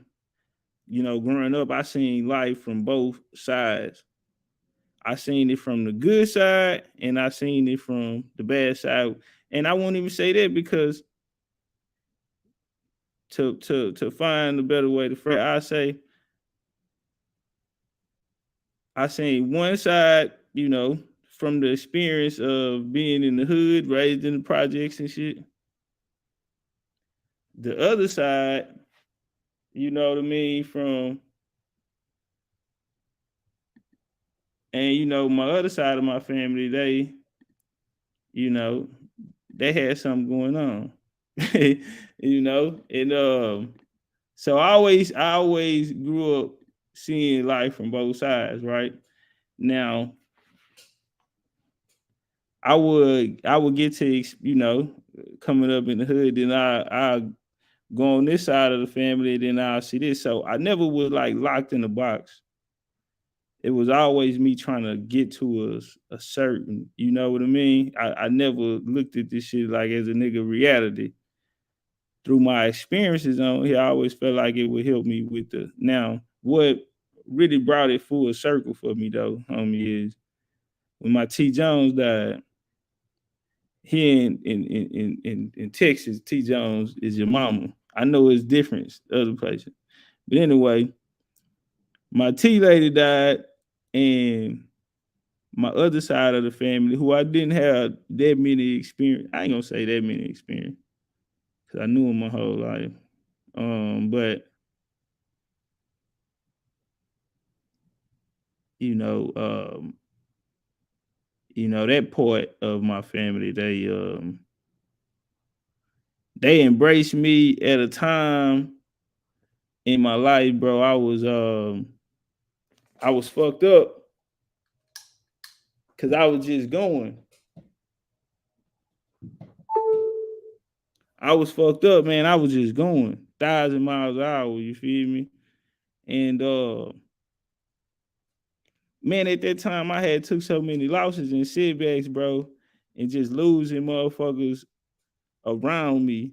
You know what I mean? Even my freedom. But you know, I ended up in a situation, man, where I was alone, and you know, I mean, young nigga having things, you know, got the not, you know, the best of everything. You know what I'm saying? You got a lot of fake love around. You know, you got a lot of motherfuckers championing for you. You feel me? But you know, I found myself alone, bro, and you know, all of the fake love, you can tell it's fake, because when you really need it and you say, damn, how I got all these people around me, man, and I feel like I'm so loved and appreciated, and right now when I really need somebody, bro, I ain't got nobody. It feel like I don't have nobody, because nigga, I done lost, you know what I mean, my rock. And I was a mama's boy, you know what I'm saying? Like, my T, like, I don't give a fuck, nigga. She ain't playing by me, you know. I love my siblings, but nigga, I was the favorite. Fuck what you talking about? You know, shit, nigga, I was the favorite, nigga. You know, but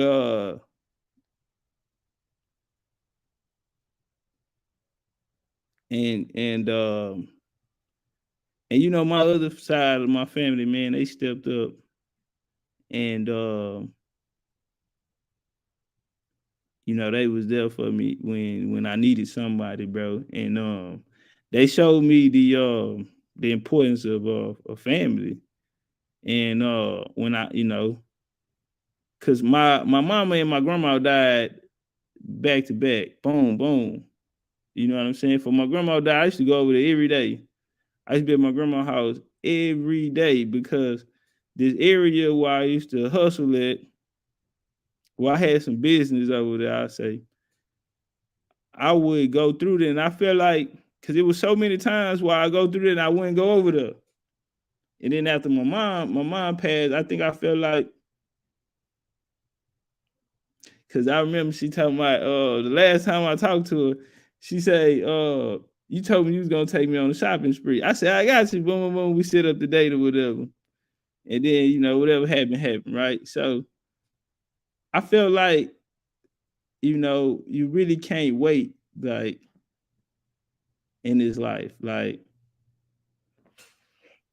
that shit fucked me up. Like 21 Savage, he just bought King Von's sister a range. You feel me? Cause Von told her he was gonna buy one before he died. You feel me? Like, but you know, in this situation, it just showed me how important, you know what I mean? Like,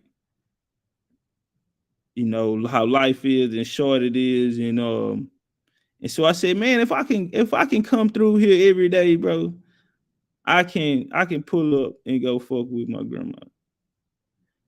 And so I went over there every day. She had a chair in the room, like a recliner. And I go kick back in there, man. And, you know, I've been with her all my life. And, you know, she didn't have the things that, you know, my other grandma had. And, you know,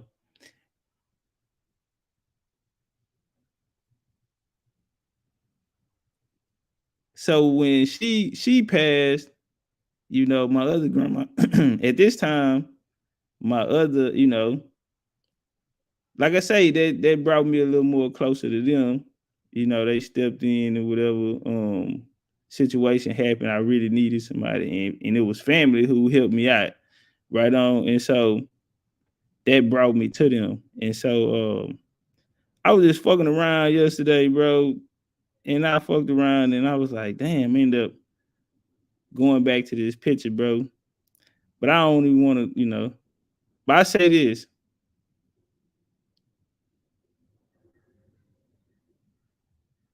I remember I came in there and it was the holidays. And you know, usually I just pull up, boom, boom, boom. Cause again, on this different side of town, I have business over there.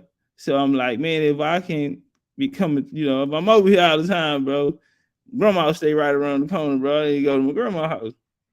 So go to my grandma's house and you know, I go in there and I had a picture too, bro. Maybe I like cut out their face and all that shit. But I got the pictures and they all had the dates on them and everything, right? And you know, and that day they stopped me. And you know, that's when my auntie was like, hey man, I really, you know how they had the so when you come in, y'all know that room, I don't know what y'all call it, a dining room, a front room, I don't know what y'all call it, or what's that area in the house, man? Can't nobody go in there, motherfucker. The lights always off in there, or it might be like a dim lamp on in that motherfucker, nigga, and that make it even spookier. But that's where they got all of the pictures and everything in there is from the past. I'm talking about yeah, antiques, all the everything from the past in that little space, man. So when you first come in my grandma's house, to the left, you have you had this area right there, bro. And you know, all the furniture in there, antique furniture, and you know, everything nice in that motherfucker, bro. That shit there probably 50 years old, and that shit still look like it's brand motherfucking new. You understand me? So you know, it's all nice and neat in there, but it just got this energy about it. And when you go through there, I don't even look, because when you go through the hallway in the house, it's pictures coming down the wall on both sides. I don't even look. I'm even up there on that bitch. There's one up there. I be wanting to steal it out the frame because I got an afro. It's a picture of me. I was about like 12 years old. I had an afro. I'm out there looking crazy than the motherfucker. But she keep it up, you know, because I'm her grandbaby. But boy, I wanna crack that goddamn frame and go in there and get that motherfucker. God damn, let me make it. But yeah, I'm on that hoe. I'm on that hoe, nigga, looking crazy than the motherfucker. Third, I got a pick in my hair. Yeah. Hey, that's when the braids was hot in Houston, bro. Everybody had braids in Houston, did. Yeah, I'm on that bitch. Boated up, nigga. Coming to the back. I had the underhand braids, nigga. We used to wear the puffs till your shit get, you know, your shit, they can catch your shit and lock you up. I ain't never put no weave in my shit, nigga. I ain't never go out like that. Nah, but on some real shit though, you know, that connection with them, you know, when I really needed somebody, bro, and you know, what they did was brought a nigga into the genealogy through my little situation, right? So, you know, one of the things that they was real key on, it was like, you know, family gon', you know, have your back. And it was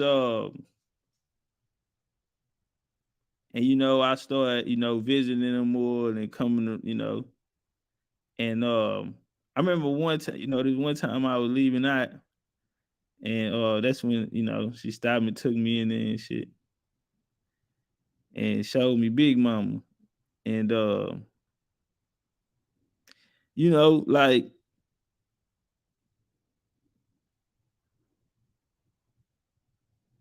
and so, you know, that's why, you know, that for, you know, like genealogy and what that shit just like mean to me, it gave me, you know, that connection that I always, you know, wanted with my family, man, for whatever reasons or however it happened, you know, nigga didn't have that traditional, you know what I mean? But you know, being that a nigga was coming from, you know, it was two worlds, you know, trying to mix type of shit. But it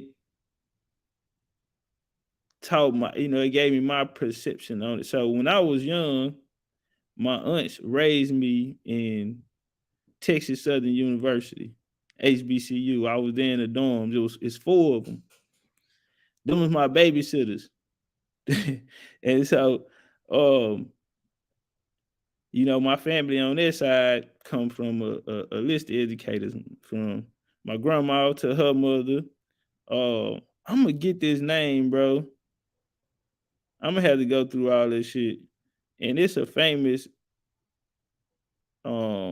professor in the family, bro. It's a couple niggas, bro. I even from that side, I even share bloodline with John Hope Franklin, Boulay. But he ain't like no direct ancestor, nothing, but they in the tree. And you know, they, you know, teachers or whatever. But through you know, that's what gave a nigga that connection, man. Not that fake love shit, bro. Cause the situation I was in, fake love couldn't even help. Nah, nigga, you needed some real love like Mary J, nigga. Or, you know, yeah, you needed some real love like Mary J.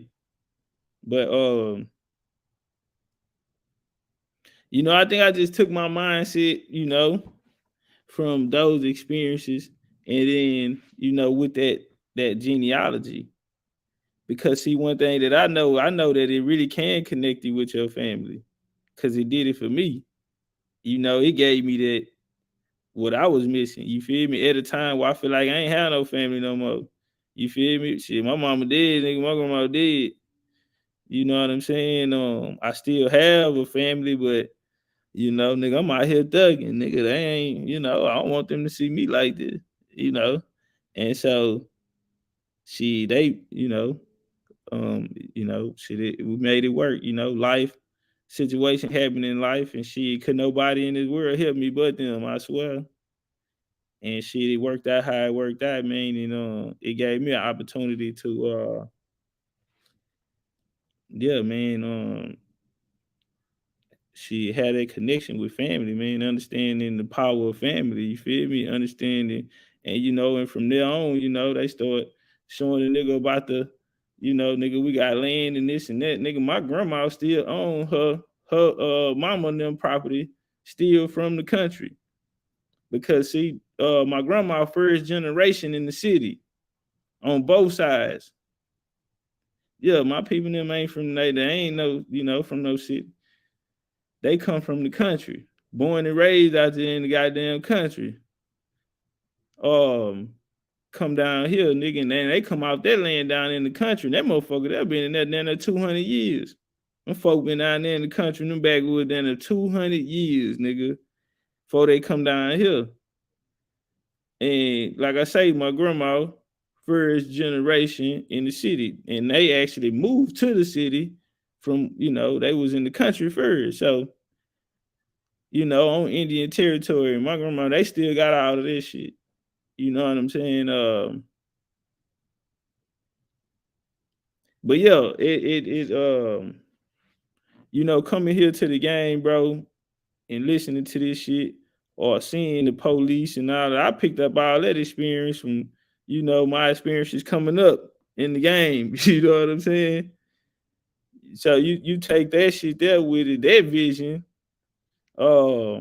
you know, being around hook ass niggas and niggas shooting game, and you know, I was different, man. I went to so many different schools, 5 different high schools and shit, man. I done lived and hustled in so many hoods and moved around, and out of town, on the road, all type of shit, man. You know, to come in here and look at this shit, or when a nigga trying to fuck over you or run down on you to catch this fake ass white supremacy, or all these hook ass niggas in here shooting this fast ass game and all that shit there. And you know, I take it back and I take it all in and I sit back and say, everybody, we really, because it's a way, you know, a nigga say, well, it's always been happening, it's always been going on. Yeah, but it'll be coming from a different light, bro. And I'm because you gotta understand this here. If everybody was talking about themselves, we can find who can align with who can team up with who can. So when I first came in and I was naive, and I'm trying to put everybody together, but everybody ain't the same.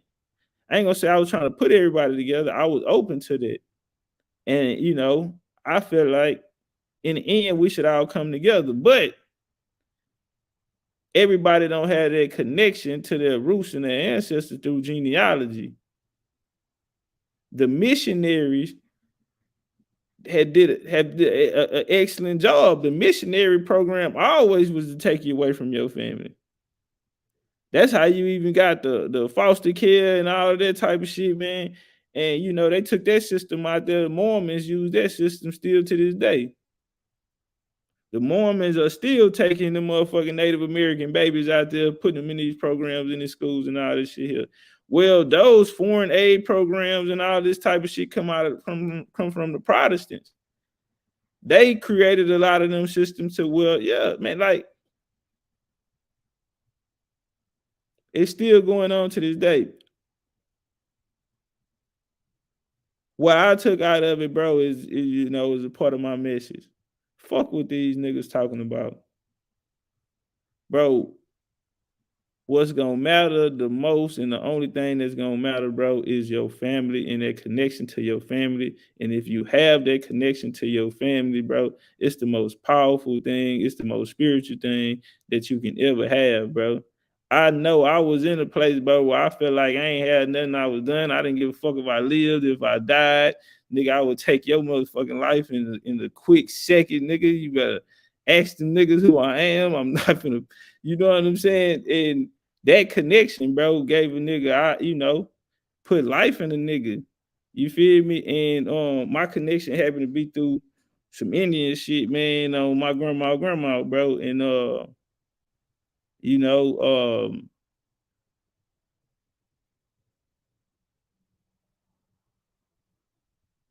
yeah, man, can't no,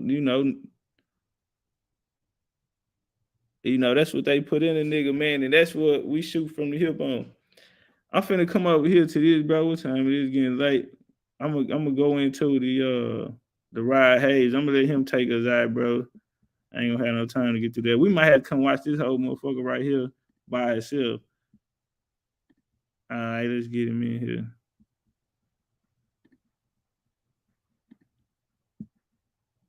Whoop. Where you at? All right. Nigga, I hit that weed and start rambling on you niggas. I hit that motherfucking weed and got the ram. That's when you know the dope bump. I tried out a new nigga, man. That ain't my original weed, man. I had a glass of orange juice with it. And yeah, that shit right there, nigga. I had to sit the orange juice on the side of me because I ain't like to taste it leaving my mind. I tried out a new nigga. I hit that bunk ass weed and got the rambling, nigga. But I picked that bitch back up at the end because I like 2 times I forgot where the fuck I was at, where I was going, and what had happened, nigga. And nigga, I caught a motherfucker. I felt like Randy Moss and Brady, nigga. Gillette Stadium, nigga. Yeah. I felt like Brady and Mouse, nigga. I caught that bitch at the end, though. Say, boy, you better do something, ho. It's 40-15, nigga. Yeah, you done dropped 3 passes around that hoe, nigga. Boy, I got out there on that money. Say, nigga, I did an inside route, nigga. Came back out, nigga. That bitch came over the shoulder, nigga. Back shoulder pass, nigga, from Brady to the Mouse, nigga, in the end zone. Man, we got the brother Ride Hayes in here, man. Let's get some flames in this motherfucker. Jump on the like button if you haven't. Goddamn, we're going to let the OG take us out. Appreciate you getting us the time, man, coming to rock out with us tonight. I want to start with this one, man. Who is Ride Hayes? Man, I'm y'all brother. I'm not better than nobody. So I seen somebody in the comments say didn't think I would show up on your show. The chief called and the chief came. So I'm just one of y'all trying to inform the rest of us. It's time for us to get our shit back, and the games is over with. And the Feather versus the Fez Conjure War, the Feathers won. And the Haitian versus the French, the Haitians won. And now we just waiting on the Haitians to call the Sweetwater back so that we can put an end to this shit and everybody can have Mardi Gras from coast to coast. In a real way. Appreciate that. Where you from? Where you from and how long have you been doing this work? I'll say I've been consistently at it since 2018. 2019, was observing our people. Nobody was making any moves after they declared the contract closed. Everything was over with, but we only had 7 days to respond. And so the contract expired July the 4th. The contract is called the constitutional contract. The Constitution is not the governing body, the governing rules of the land. The Constitution is the contract, and it was written to keep the ones that use the written word honest, because they the lying, cheating, double-crossing, backstabbing, two-faced, brown-nosing, motherfuckers you'd ever want to see. So you couldn't be trusted with, like we use word of mouth for our agreements. We don't sign contracts, we make agreements. They sign contracts. A contract is designed to have a debt and a debtor. So one person is responsible for the debt, and then one person is responsible for paying the debt on the contract, right? So since 2018, I've been doing this work, but in 2019, on July the 6th, I issued the chief's orders on behalf of all of the chiefs across the land that the imposters would be evicted and their contracts would be closed due to something called non-performance. What that means is all of the treaties, I couldn't find one where they upheld anything that they agreed to in the treaties.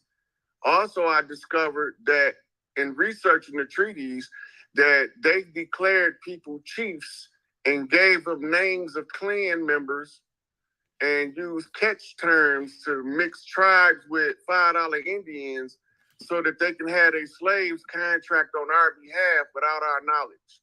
So most of the treaties that were signed was done between the invaders and the slaves they brought on the behalf of the people that was already here.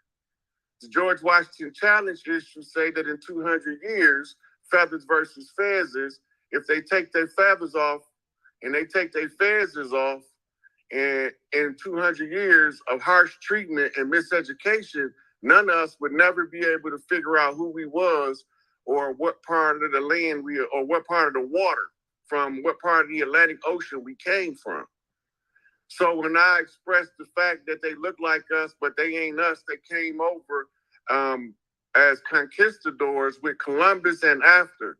And once they got over here, they set up the 32-degree Scottish Rite Freemasons under Albert Pike in order to usurp the people of the land and declare that some people called Jews was actually the rightful heirs to the land. But they ain't real Hebrews, they Jews. Jews is short for jewelry. And they used that term because they was literally making jewelry out of representations of these people that we speak of. Noble Drew Ali in early 1900s, discovered that they was using silence and secrecy as the code of war to conquer us. So he put all of the secrets to the secret societies in the public domain. And if it's in the public domain, then it's the responsibility of the chiefs to find all of the pieces and pass them to the chief to put the next chief to put the pieces together. So, and this has been the journey since 2018 to now. Now we coming up on what's called the grand finale, the big finish. And so I'm reaching out to all the chiefs across the land, and any one of them that's willing to have a conversation with me, I'm willing to have a conversation with them. And I'm not friendly to dirty Moors, but I'm very beholding to what we call the righteous Moors. We know the difference, but they don't know that we know the difference. Okay, that's real, you know, because when I had first when somebody was like, hey, man, you got to check out this guy, Ryan Hayes. And then they told me, you might not like him because he's a Moor. And then I heard a video, and when you opened up, you said, fuck the Moors. And I said, hold on. No, I'm not a Moor. I just was revealing the dirt that was done. And I had to identify the dirty Moors and separate them from the righteous Moors. The feathers versus the fezzes, I had to be able to tell the people what the difference was. That means I had to get a good Moorish education. But I'm not no Moor. Right. So I'm a motherfucking feather wearing, moccasin wearing, dancing around a fire. Motherfucker. Yeah, turn up. Yeah. We love that over here. What you think about the American Indian paradigm and how we've been taking to Africa all these years? What you got to say about that, OG? That's all part of the deception to keep us ignorant and enslaved. As long as we don't know what's going on, we can't defend ourselves.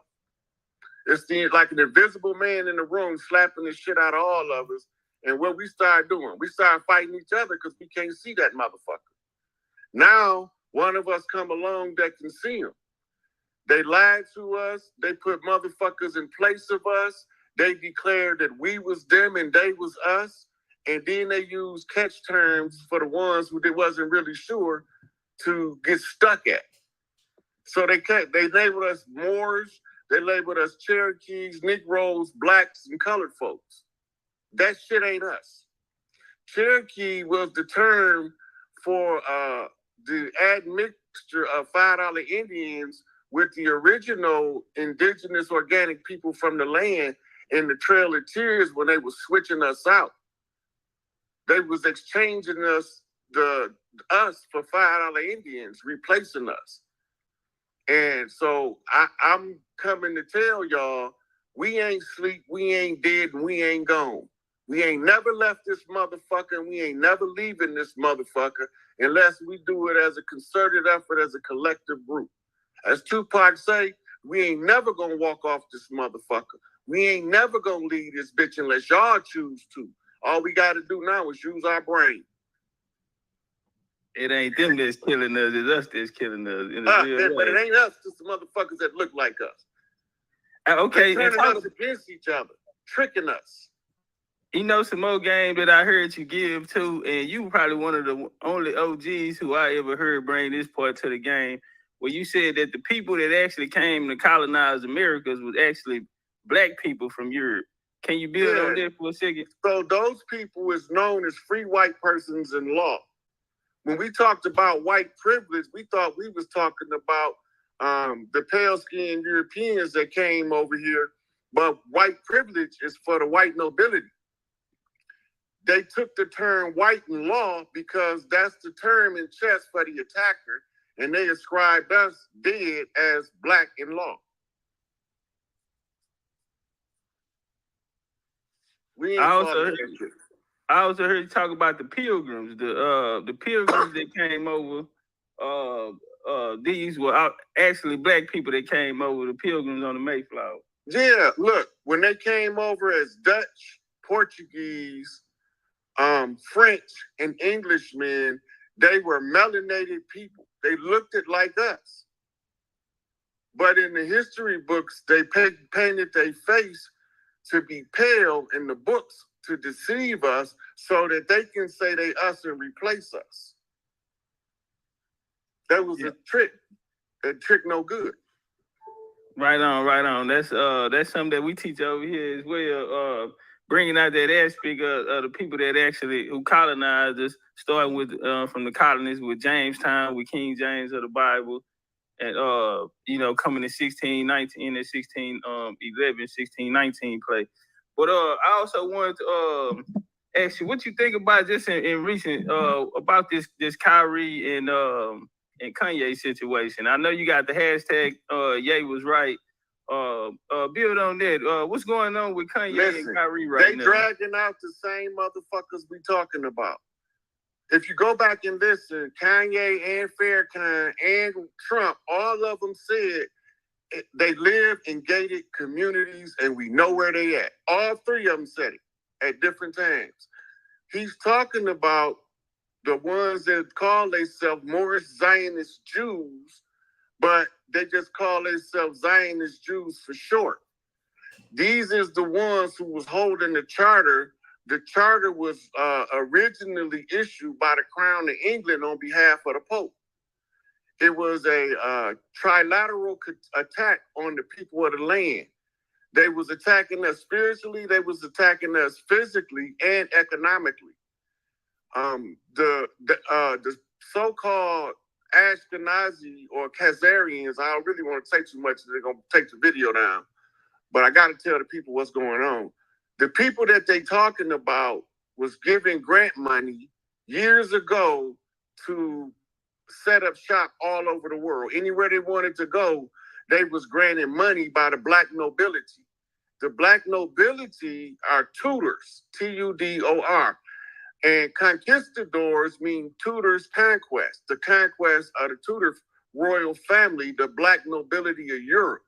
They was all blackamoors. Christopher Columbus was a so-called little hat. I'll say little hat. And his real name was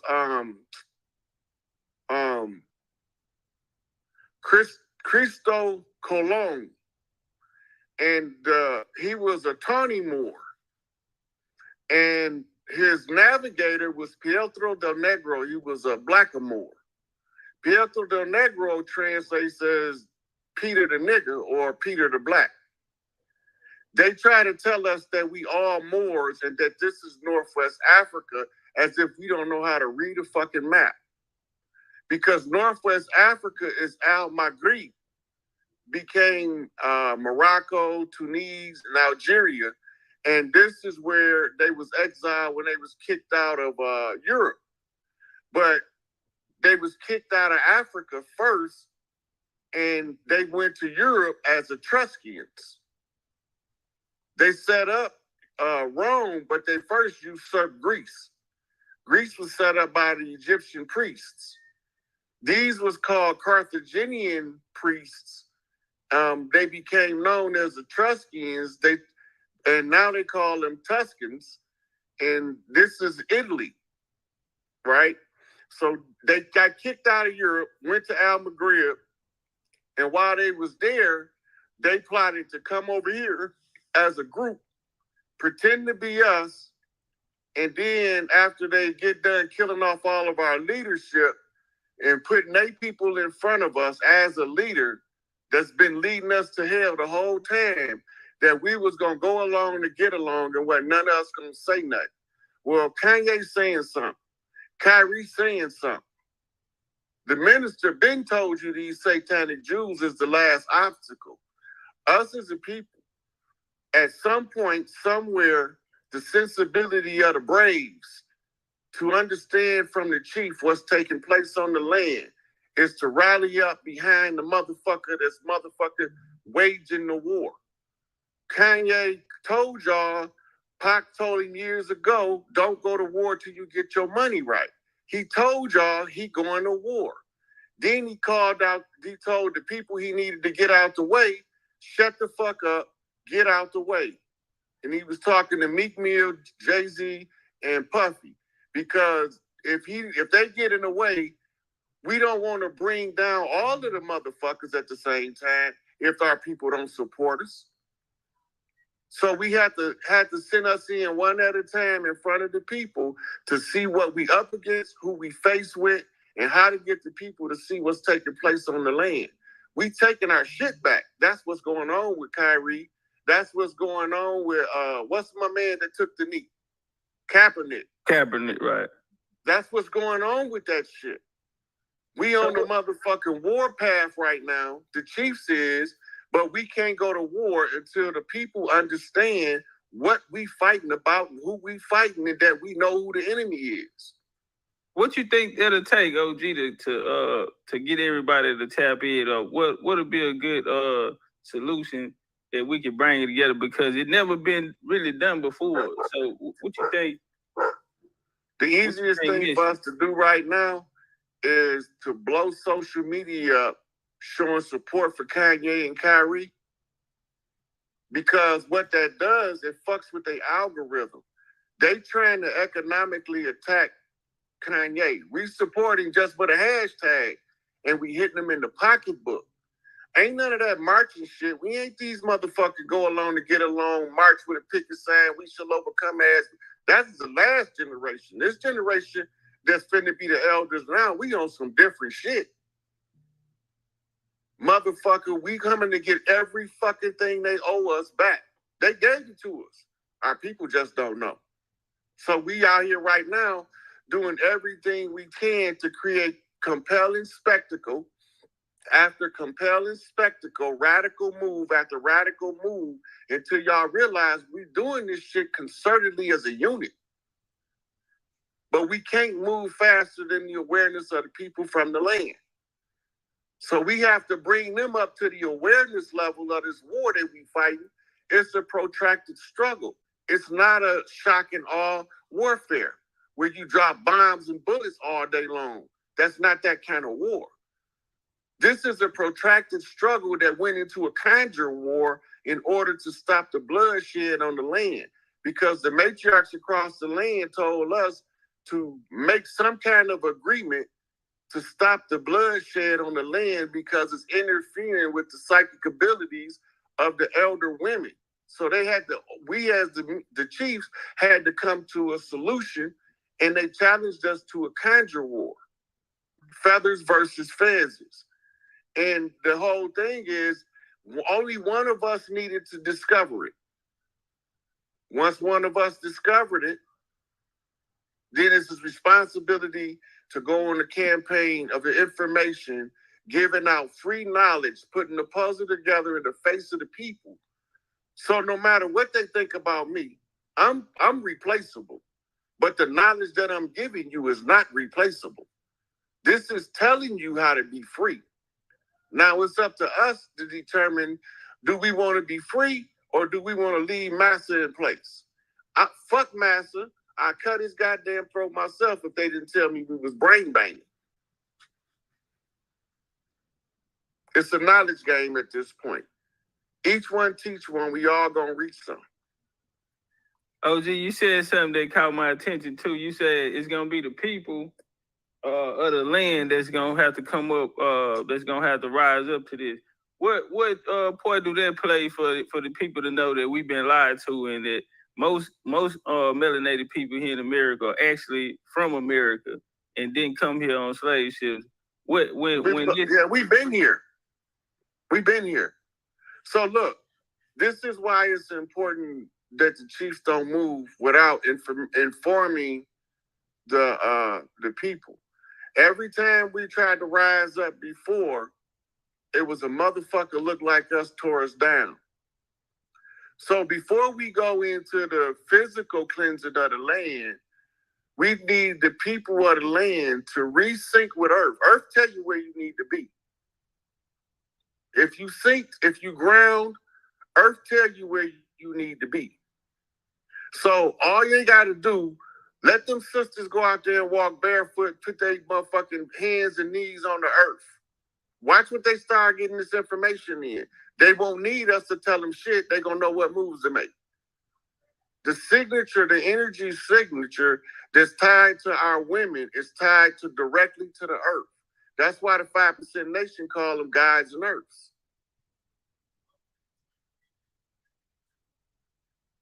Bars. Hey, hold on, I want to do this right here. You got a Cash App or something, OG? Yeah, my before I give you my Cash App, I need to make this clear because it's gonna bring a lot of new listeners. I'm not in this for no money. I don't ask for no money. Try. That don't got nothing to do with us until we associate ourselves with it. Once we associate ourselves with it, we bound by the terms of the contract from the point of the contract that we enter it until it expires or it is discovered as a fraud. So, like, personally, I don't got no personal beef with them. But if they from organic to over here and they think they from the Middle East Hebrews, that don't even match. Make that shit make sense. They from the Middle East, according to the book that they ascribe into, the Torah. They from over there on the other side of Egypt from where we at now. Then how in the fuck is you the rightful heirs to this land if you ain't from here? But what they're not telling you is that the Bible is coded by Scottish Rite Freemasons. And the purpose of the code is to identify the invader and evaded without the people knowing. History has to be told in a manner to make the conquered non-resistant over time to being conquered. But we wasn't never conquered. We fought to a truce. The truce or the ceasefire that they never honored. We honored it, they didn't honor it. So the ceasefire brought about the 200-year challenge of George Washington in the battle between feathers and fezzes, between blackamoors and the organic people of the land. So the doctrine of white supremacy is a political application of the conjure. It's voodoo. Being used in your face, behind your back, wide open in the public.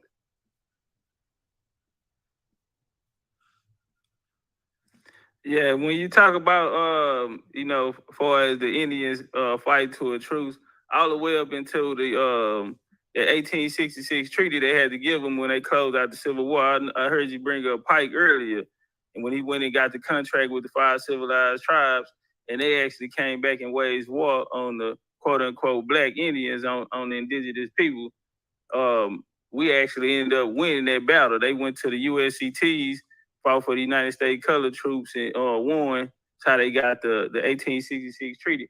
I wanted to ask you this right here too. Far as are you into cowboys? Did you have any family members that was like cowboys or cowboy coaches? You be tapping into that and how they attach to us. Listen, that's our shit. We was over here horse whispering, wrangling wild Mustangs while them motherfuckers was trying to teach Europeans how to wipe their ass. We was already, all of that Western shit, they used the Western movies to tell the story like the Lone Ranger was Bass Reeves. How did he turn out to be a pale man with a mask on? See, so Buffalo Bill wasn't no pale-skinned European, but they paint him that way, and they got an actor that they used to play the part of Buffalo Bill, because he wasn't the one that they be showing us all the time, right?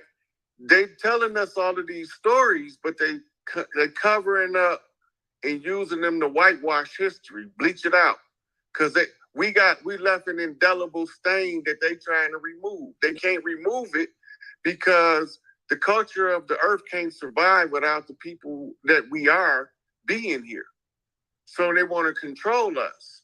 The rule of the universe, the law of use is what it's called, is if you don't use your willpower, then it's left unused. Anybody who know how to use it can constructively use it to accomplish his agenda. So by the system getting you to follow the system, they getting you to surrender your power of personal self to the government. And then in the government tell you in the law work that the government can't compel you to give up your will to the government.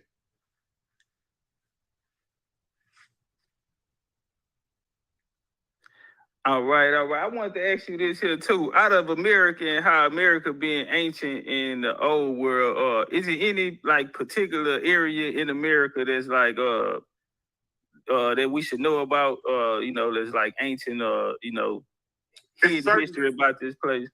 It's certain facts that we need to know, because they say there was no royalty over here, but we have castles that been here all over the land. We left the castles on the land to fight the Gullah Wars. When our ancestors and elders tell the story about the Florida Wars, they call them the Gullah Wars, the Gullah Geechee Wars, and the Getty Geechee Wars. When the invader tells the story, he says it's a Seminole War. He's calling you a Semite. He's saying you are a mixed group. That's true. They called us that because tribes came from as far away as the Polynesian Islands in the Southwest and as far away as the Inuits in Alaska to come into Florida to fight these motherfuckers. When they said that the slaves was running away from the plantation, that's bullshit. When you understand from the Gullah War angle, we was coming across the land going to fight the war in a sweeping manner. And we was all coming because all hand on deck was called by the chiefs on the Wind Talker channel. The Wind Talker channel is the psychic networks that all of the chiefs inherently develop by being amongst their people. It's a heart connection for the love of the people that tells them where to move. And then we have the call of the matriarch, which is Mother Earth send a signal out, and the women of the earth respond to the signal, and they know where to send us at. Because Big Mama send the energy through the earth, which is Prime Creator, to instruct us how to move. So when they came in, they tried to usurp our connection with nature. So we can't communicate without being face-to-face or over a telephone. We always knew how to communicate as a people. Study the Mississippian culture. This is our ancient history. Mississippi Basin used to be the Congo of the U.S. That's our Congo Basin, the Mississippi. In South America, the Amazon River holds the Congo Basin of South America. There's a Congo, or a geographical X marks the spot location where the chief that's responsible for uniting the tribes comes from, and it's always from the Congo. That's why they named King Kong, because he's the king of the Congo. So if you rise to most loved, most respected across your family, they present you to the other tribes, and you don't even know you're being presented. But the other tribes give you the same love and respect as your family. That's how you move up in rank in our community. We don't do no motherfucking artificial selection process that they call voting that never really mattered because they was going to put who they wanted there anyway in the first goddamn place.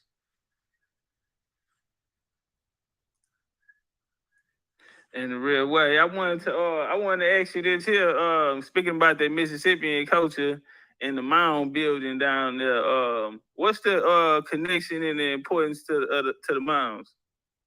The Mississippians is excuse me. Get a drink right quick. Peace, everybody. Y'all jump on that like button. Make sure y'all share the video while I let everybody know we got the OG Rod Hayes in the building, man. Building on this indigenous American history. Okay, so the Mississippians is one of the oldest tribes on the land. And the Amaru is the oldest tribe in South America.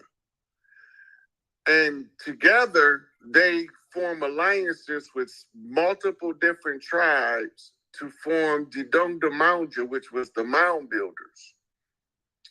We used to make pilgrimage like Mecca to the great temple of Quetzalcoatl. And we did it every 50 years for the Jubilee. Now we don't go down there. This is why they keep trying to build a wall at the Mexican border. When California, Arizona, New Mexico, and Nevada and Texas was annexed from Mexico by the same motherfuckers we talking about now. When they came over here. So when they went to war, they pushed Mexico all the way back. That was called the buffer zone.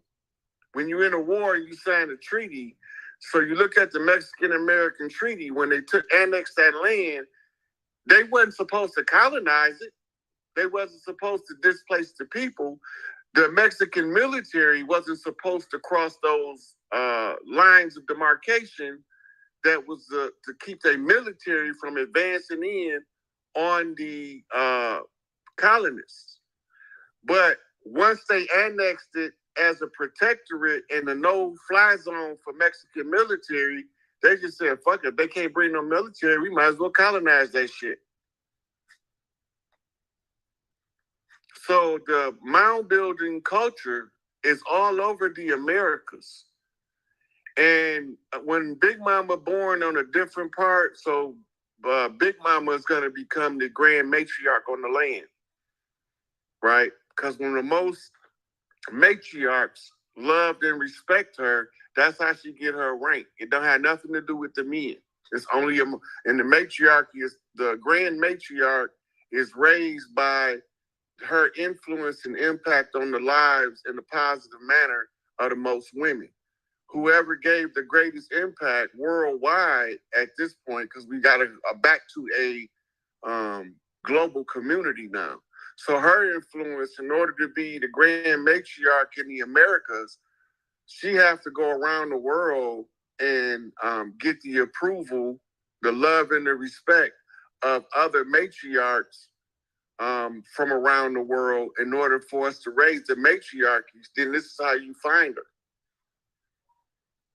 And most of us chiefs don't remember how to find the grand matriarch to raise the matriarchy back at the close of every age. So only certain ones is tasked with putting certain stuff together. My task is I'm the dude in the barn that cleaned up the horse shit after everybody get done packing them full of food and leaving them stuck in their stalls. I'm the shit cleaner. I'm the cleanup man.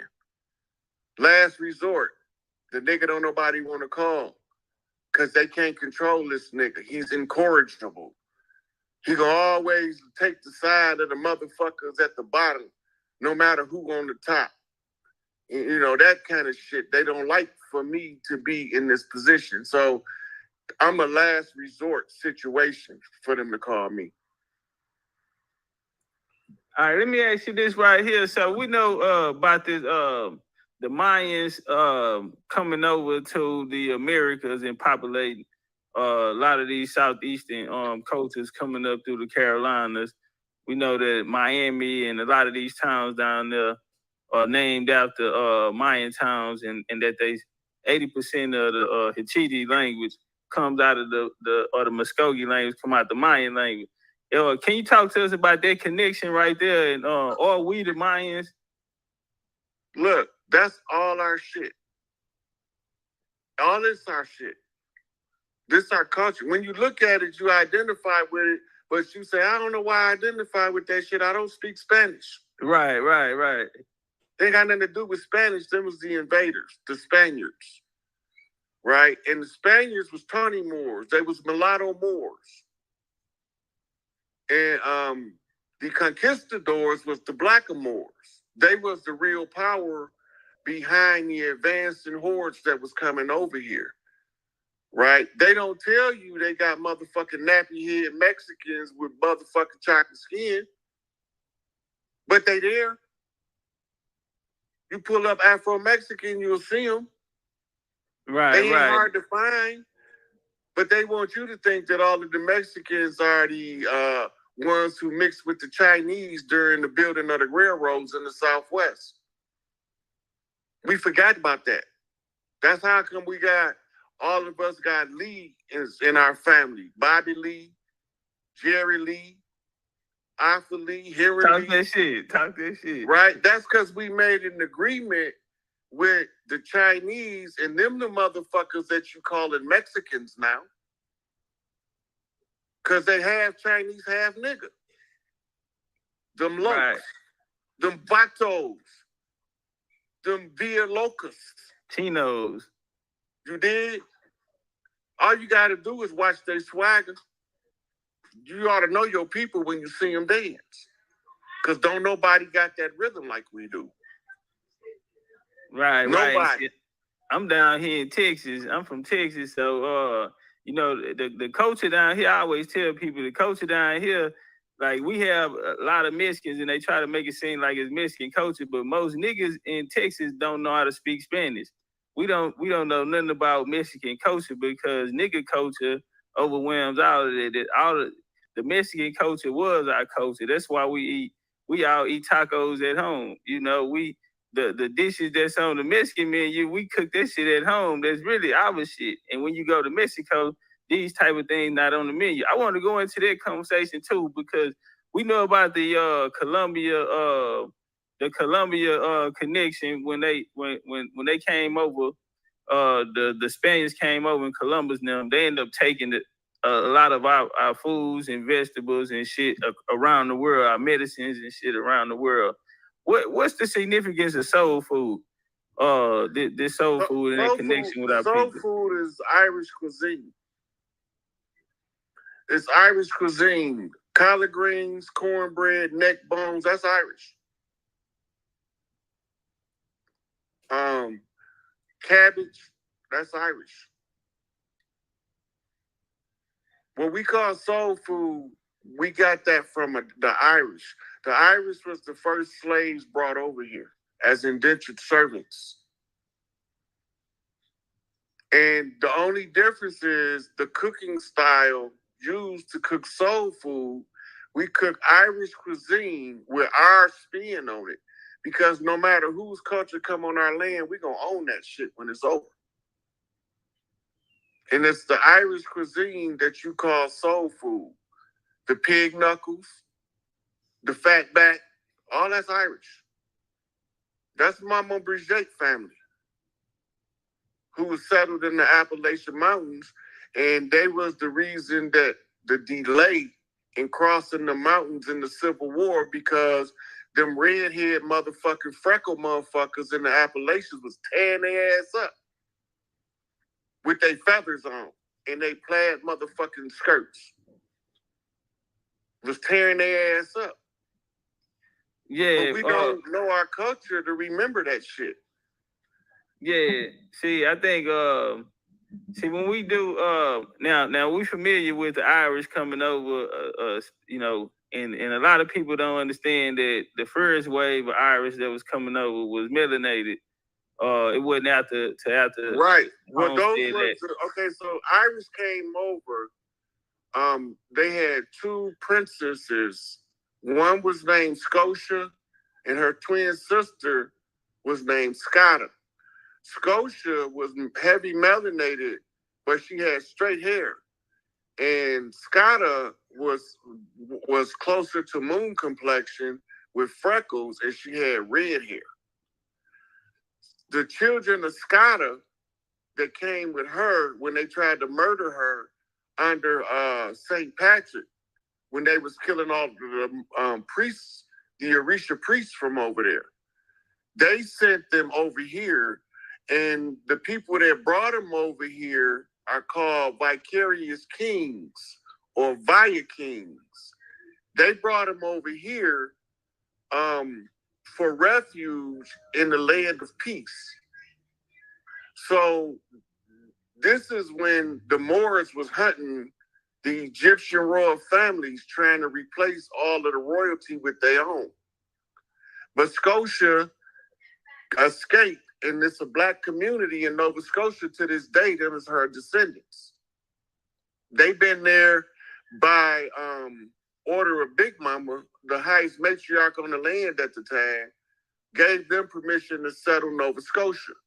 Then Scottish children, we call them hillbillies. They live off in the hills. They like to wear them plaid shirts and them good old boys, toilet tossing and shit. Them was the children of Scotta, and they were some of our strongest military. See, that those alliances was made long before they was kicked out of Europe.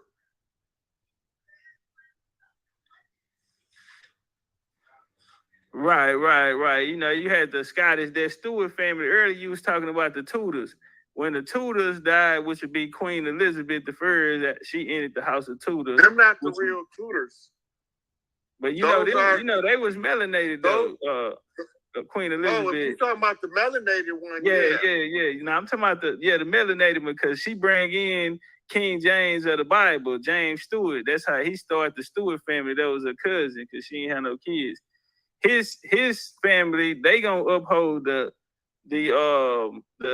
Catholic part, and so I know you're familiar with the Jacobites. So when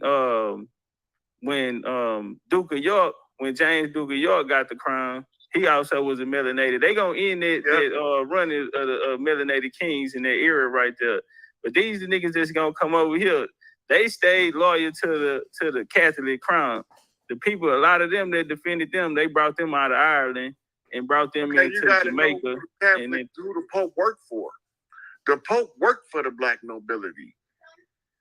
He was installed by Emperor Constantine, who was one of the black nobility. And the Nicene Council was full of the motherfucking priests that they had captured. So the Pope been all of the papal bulls, the black nobility is telling him what to decree in the name of God and all that bullshit. Right? So the Catholic Church sanctions comes from the Tudors and several of them families. I know the Tudors is one, but they stay hidden. They don't want to be seen, so they use the Queen Elizabeth and Princess Charles and all of them motherfuckers. They use them to keep the cover up, the appearance up, while they hide in the background. That's what made the pale faces was doing blackface to tell us that it was some black people behind the white faces. And it wasn't until Frantz Fanon wrote Black Skin, White Mask that I understand what they were saying.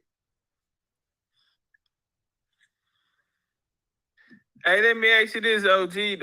Are you familiar with soul food actually being Indian cuisine, American Indian? If you look it up, on Wikipedia, they'll call it Native American cuisine. But are you familiar with that and the attachment with the cooking style of soul food is our cooking style. The slow, long cooked food to create rich pot liquor. Is that a Mississippi culture? So that's how we cook. That's natural to how we cook. If you go to Ireland, you're going to see all of the same shit, but they don't cook it like we do. The meat is not as done as our meat. The greens, they cook them faster. Like, we might simmer them motherfuckers for 8 hours. They'll cook them in 30 minutes. But the women was doing the alchemy, because what soul food is when the woman is in her goddess form in the kitchen. She's radiating love as she's cooking, because she's in the place where she's making nutrition to feed her family, and that's the greatest joy. That's why all of our aunties and shit always shove a plate in our faces and say, "Oh, you're gonna eat before you leave here." Right? That's our culture. Right. Our women pour their heart and their soul into the dishes they cook, and that's what make the seasoning that you can't find in the store be in the food. It's they love feeding their family because they love their family so much. The people that came over here don't understand that. So they start make mockery of us because our women love to nurture their family, their husband, their children, their nieces, their nephews. And then we make agreements every generation that if me and you as the elders got a problem, we not involving the kids. The kids don't got nothing to do with this. Me and you can fall all the way out, but my son and your son are still cousins, and I'm still gonna come pick your motherfucking son up, cuss your ass out on my way to take them go roller skating together. And then when I bring him back, you're gonna cuss my motherfucking ass out for cussing you out before I left. But guess what? The kids gonna look at us like they always at it, and they gonna still be jammed. We lost that concept when the invaders came. That was deep right there. Was there a spiritual system that we practice here? Yeah, everything we did was part of our spiritual system. We believe that everything that we do it by the grace of the Creator giving us the will to perform in our life. So we show gratitude all day in performing to our highest capability what Big Mama endowed in us as the creator of who we are. So our every form of worship was our form of worship. When the women cooked, that was one of their rituals. House cleaning was their feng shui to create the environment to make their families love being at home. I love being under my mama and daddy, right? I like movie night with the family. I had the love, the energy is created by us doing the thing that we love freely from the heart without any strings attached. And then when the family feel that energy and they return it back, this creates strong family bonds. The invaders' mission was to tear that apart, and they had a hell of a time doing it.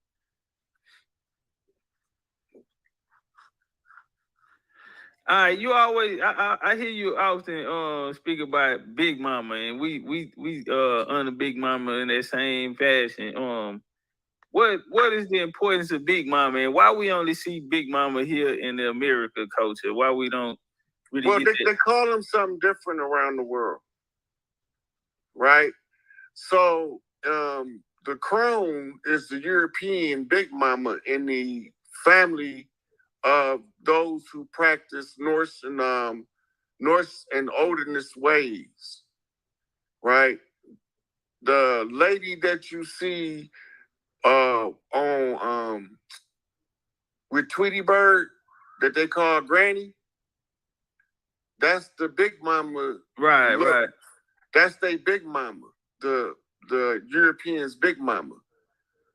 And she got to get her status the same way any other Big Mama do. Right? Most loved, most respected in the family first. And if she's a Big Mama to the community, that's because the community raised her to that level by their love and respect. Because what we're seeing in her is a reflection of the Creator. Because we recognize what we call black as the backdrop to space is the triple darkness of the uterus of the Great Mother. We are just children being developed in the womb. So we look at it like that in order to give proper reverence to the woman, and that builds the strength of the man. Yep, Chinese lady with big cane. In the Samoan Islands, it's the lady with the slipper. She got the slipper. Some of the tribes over here was the slipper. Sometimes it was the lady with the blanket, Big Mama with the blanket. She give everybody a blanket, and that's how she get them their blessings. She bless them into the family. Big Mama gave you a blanket. So you got all of these different things around the world. In Hawaii, it's the lady with the big grass skirt, right? So it's all over the world. The concept is the same because tribal structures was the same around the world. We was all matriarchal at one time because Earth is a feminine planet. And because Earth is a feminine planet, the mitochondrial link to the women, Earth can directly communicate to them. And Earth gets direct messages from the Father, which is the Sun, which is the UV rays, UVBs, UVAs. Shout out to Brother Kalai. Everybody, if y'all could give a shout out to the Brother Kalai Amun, who'll be dropping that science on the. Hey, you did get him on here. Okay. Steve, you need to get him on here to talk about the prokaryotic and the eukaryotic cells to get the people up to speed on how these UVBs and UVAs are starting to affect the changes in the cell at the cellular level. And he also monitors the Schumann resonance, which is the frequency of the earth. So this is giving you an understanding of the changes that we're going through universally so you can understand what's going on personally. So you definitely need to give him on here and give him a question. For sure. Yeah, I'm down with that. We'll put it together. Okay. Yeah, anyway, but back to the show. I'm passing it back to you so you can ask another question. All right, now I wanted to ask you, speaking about Hawaii and people coming from the Pacific side, who are we closer to for the Indigenous Americans? Ancient, who do we have the ancient connection with? We got ancient connections because we intermarried all over the world with the original tribes. They sit like the highest ranked king over here. All of the other tribal leaders around the world would send him wives as recognition and honor. And that's how he built his dynasty, right? And he developed his culture within that framework. So you rising up from the dirt, but the stars tell when you're going to be born, and all of the chiefs instinctually know if you're here. So we got a strong Polynesian connection that may be stronger than our African connection. And that'll surprise a lot of people. Right. They got a lot of more closely related to the Polynesians as Aboriginals than we are to the Africans. But when you get over on the east side of the continent, South America and North America, you find we've been doing trade with Africa for thousands of years. And we was also intermarrying between tribes, right? All of that stuff you see, the Miss America pageant, that was us. They took our shit and monetized it, commercialized it, and turned it into a business. We used to teach our girls gymnastics, not as a sport, but as a way to harness that fiery Shakti of the woman, the female that's more high strung. And we use the same thing with the swimming. The water tribes use the swimming. The Skywalkers, they use the certain parts of the gymnastics in the, trapezes and tightrope walking and shit. That's all ancient culture that they appropriating for wealth. They told us that wrestling go back to Greece. That's bullshit. We've been wrestling and boxing. You can see it in the hieroglyphics. And the hieroglyphics ain't even old. This shit over here is the old shit. What's the original shit? The Temple of Quetzalcoatl, right? The Pyramid of Teotihuacan. That's the original places of Earth people's congregation. And that was the ceremony for the Great Thunderbird. And the Great Thunderbird returns. speaking of that great Thunderbird, you know, they down there, the Mississippians, they honored the Falcon, the Peregrine Falcon down there. You get the Atlanta Falcons now. And they had in their myth about this this big Thunderbird that used to fly over them and scare the kids. They found it at Etowah down there in the mountains in Cartersville in Georgia, where they say the mines was down there. They found these motifs all up and down the mountains in the Mississippi as well, going through the Ohio River Valley and that mound system up there as well. You know what, OG? We've been visiting the mounds. We actually got a mound trip coming up. We finna go to Alabama, the Chocoloco mounds out there. One of the spiritual mounds, one of the most spiritual mounds out there. We also going to Sheha, the highest point in Alabama. It's this where the creeks was at. You know, they was the Red Sticks at this time before they lost their battle in 1815. They moved over into Florida and joined that revolution over there. But yeah, we going out there to go tap in with them. Hey, the ancestors gonna have you go everywhere on the land that your bloodline say you supposed to touch before you recognize who you are yourself.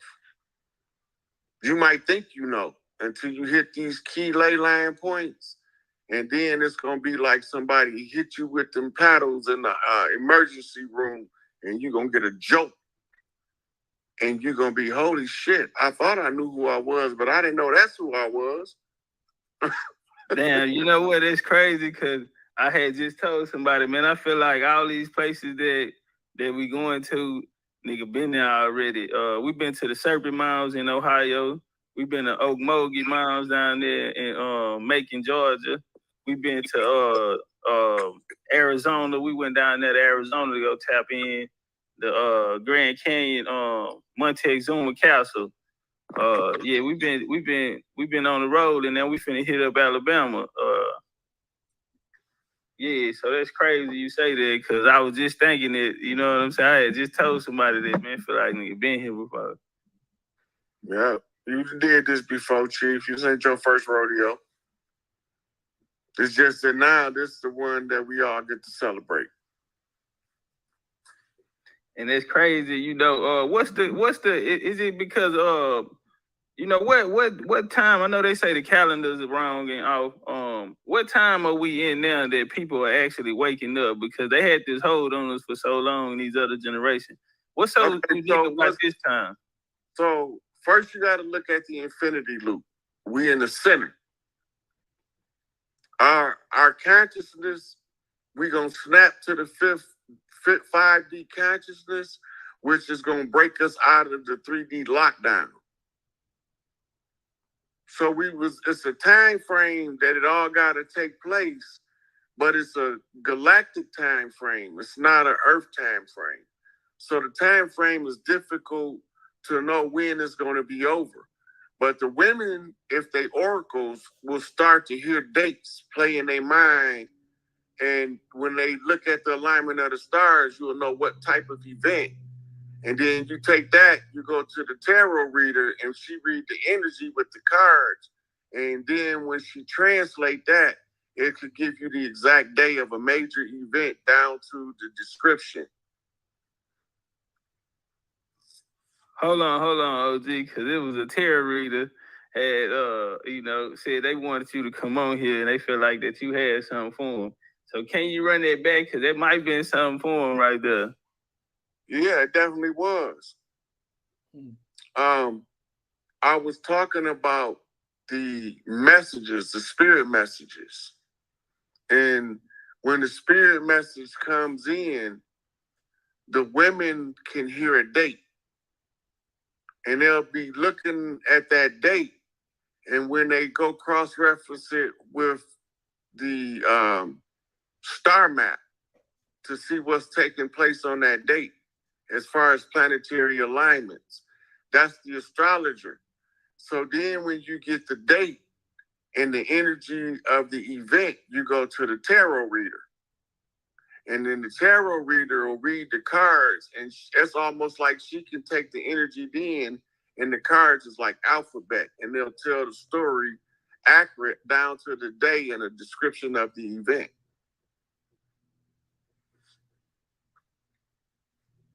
That's powerful. I got one more question for you, then we'll go to the question from the chat. Okay. All right, I talked to this guy named Horace Butler. He wrote a book called When Rocks Cried. And he told me something that stuck with me. He said that over here in Americas, we created the Olympics.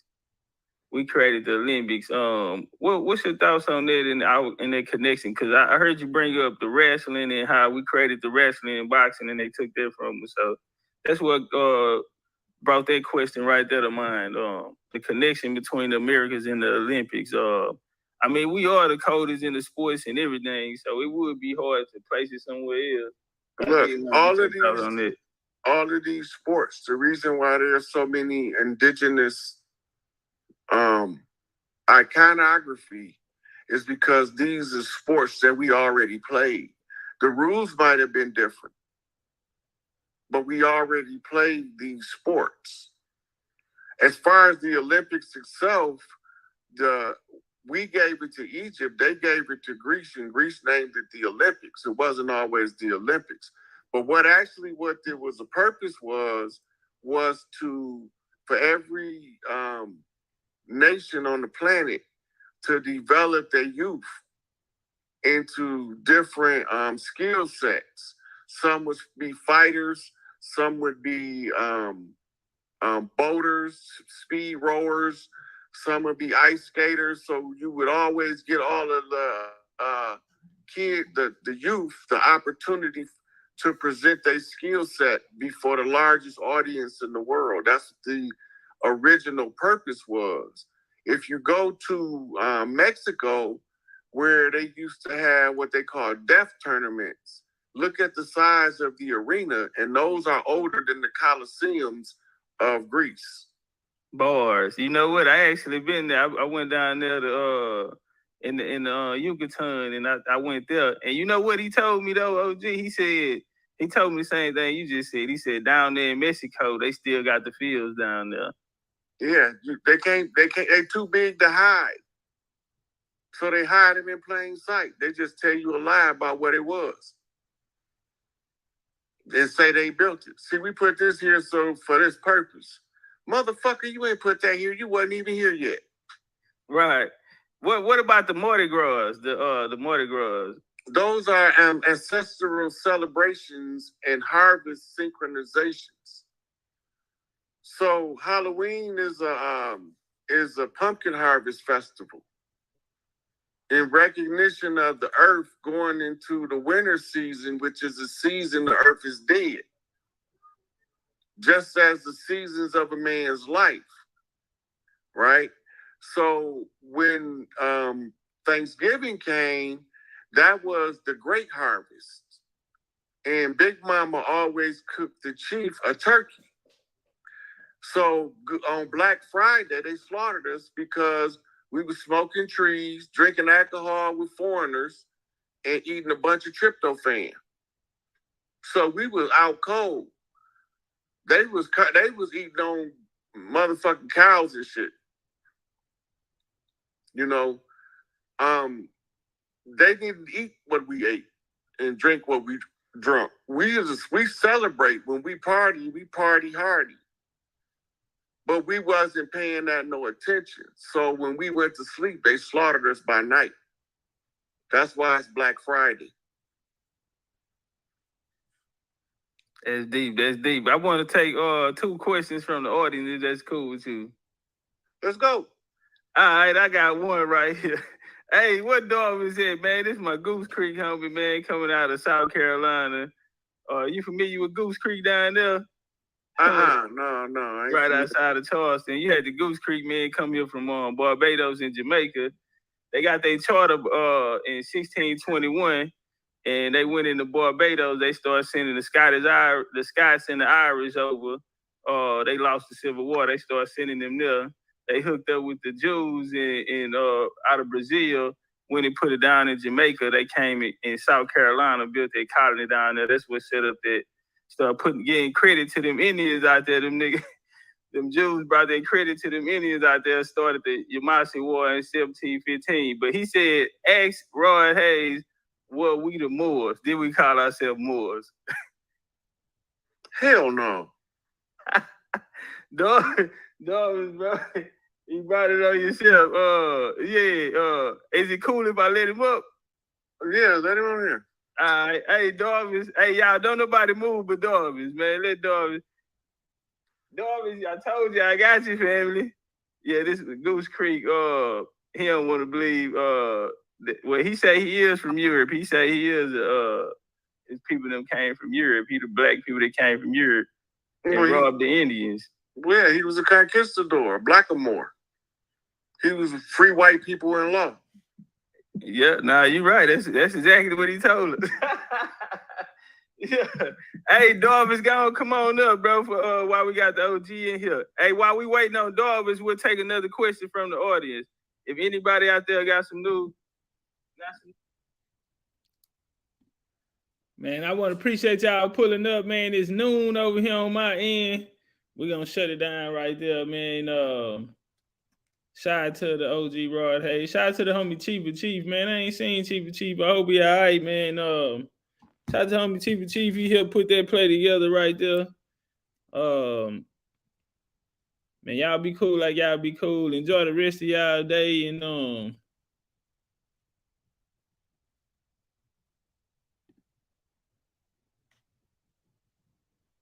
what I was gonna say,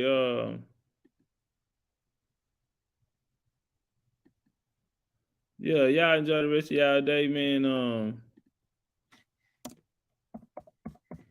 Oh, don't forget, man. We have a lecture coming up Sunday. We're gonna do it over on BCU. It's called "The Making of the United States." Making of the United States. We're gonna go into, Indian government, how they put this play together, man. What actually happened, and I'm trying to throw a little trick in it. Like I want y'all to think we're going one place with it, but really be going a different one, So because it's crazy, I'm gonna show you how full of shit they are. And a lot of these shit niggas out here following niggas ain't got no clue. Some of these names that they, some of these characters that they created, some of these characters didn't even exist. They not even like real people. That is symbolic. Is metaphor. It's allegorical. That's what I'm looking for. It's allegory. These niggas sat in the lodge and made this shit up on you niggas. Some cold shit. Some of these niggas ain't never even lived. That's how deep it is. They created a representation of motherfuckers who didn't even live and gave it to niggas as just like they gave niggas Jesus Christ. Man, it's some cold shit. I bet your favorite scholar ain't said no shit like, man, listen, Sunday, the making of the United States. I ain't gonna say this ain't got nothing to do with no European, but one back in the game, one of the elbows used to tell me, you think them people gonna just come over here that's saying we some hoes and just take something? They ain't the ones that took something. Niggas took it. This was niggas' idea. Fuck you talking about? Yeah, the United States is a foreign government ran on our land, and they ain't even really, nigga. This was an Indian idea. This his play. Did he have some Europeans run on the play? Yeah, but shit, they was Indians. He had Indians running on it too. So it's gonna come down to these relationships. And I'll just say this. You up north niggas, northeast niggas. Shame on you niggas, man. Shame on you niggas. Some of these nations, they ought to just hang their head down when nigga walk by them. And then you wonder why the Indian game is so monopolized. Check. They see niggas be out here talking about them smile hats, right? Oh, don't say this, don't say that. Them smile hats to get you. Them, guess who else like that? Them natives. Everybody that got something to hide, that's what they do. They go hide behind that hate crime on your ass, nigga. Mm-hmm. They go play victim. They go play victim on your ass. They go hide, yeah. That's how they like to do. Everybody they got something to hide. And guess what? In those rules shit put in place so the US can, because ultimately they the ones that got something to hide. See, because if you catch them, then you catch them. Come on, somebody. That's how this shit work. Yeah, they got some shit going on in the back. Can't say about them natives though. Them niggas there, they ready to. They got laws and shit in place, nigga. You can't. Don't poke your nose in over here type of shit. And it's a reason.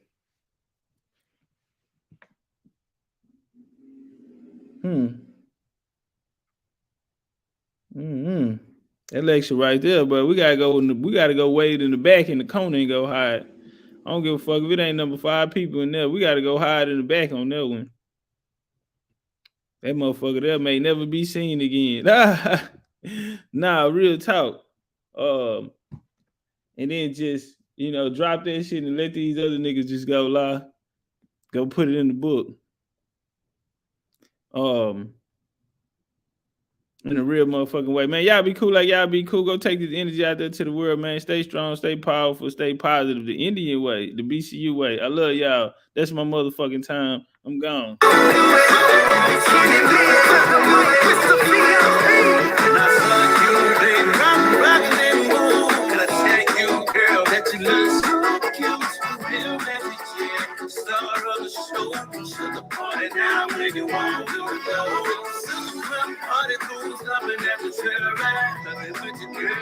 Whatever you like, bedroom, baby, you can wear them, girl, it's cool. So come the pieces, you can do it, what you do is good.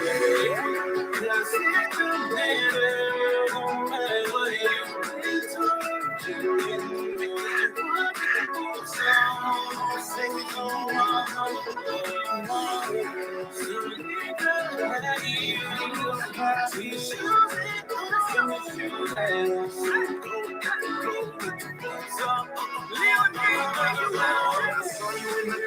you looking so fly. Brought tears to my eyes, cause I was mesmerized. I made you bones clap back for the very first time. I put you in the limelight, cause you're so damn fine. All you sexy ladies tonight, we go live. Come and party, go be, baby, go wild. Put your hands up. Hey, time out. Hey, I want to say something, bro. Is this music like weird to y'all? I know there's some people out there. Like, what the hell is this? I know there's some niggas out there saying, what the hell is this nigga jamming, man? Y'all don't know nothing about this here, man? Oh, man, this that Texas. Don't tell me Texas, Louisiana, Arkansas out here on our own, man. Don't tell me Texas, Louisiana, Arkansas. Don't tell me we out here on our own, man. And then Geek said soulful. They ain't never heard. They don't even know.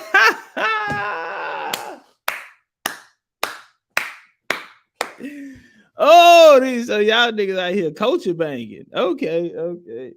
Since I talk about y'all yellow rice, I guess we even, huh? Yeah, this side of the Mississippi, nigga. Them niggas, yeah, got a little soul, Remind me of a little bit of the Cherokee guy. Rock and roll. Reminds me a little bit of that guy. A little soulful, a little hint of soul in it. I like a faster pace. I'm really into a faster pace of music. You know, if I had a few beers in me, I might can feel the beat. Geechee voice on you niggas that.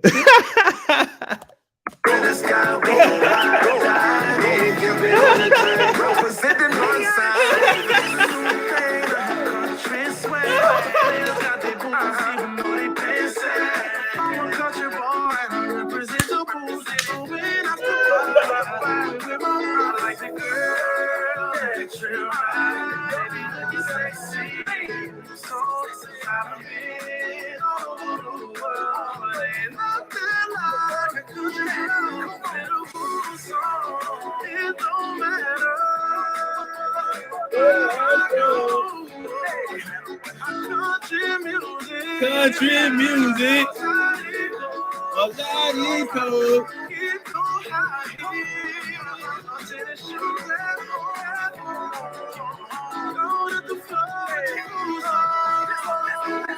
Hey, do it with you. Do it with you.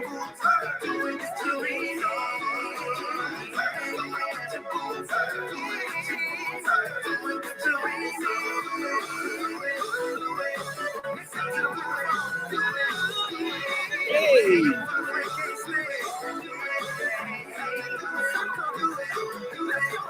Man, y'all go check out In Not Of tonight, 5 p.m. Eastern time. And tomorrow, 6 p.m. Eastern time, man. Be over here, Truth Uncompromised, goddamn. 7:30 a.m. goddamn Junior the Truth, goddamn, right here on YouTube. Y'all be cool like y'all be cool. Enjoy the rest of y'all day. You gone. You got me with those boots on. You make a brother lose his mind. Damn, you're so fine. My boots got me on that all the time. Because you sexy and you know it. Because you sexy and you show it. Well, just keep doing what you do. Cause all the girls walk around and know you. When you wind it up, shake it up, step into my world. Baby, let me feel you from your head to your toes. Stand around, back it up. I'm trying to get loose. If you're a country girl, let me see you go. If you're a city girl, let me see you go. If you're a military girl, military girl. No matter where you are, no.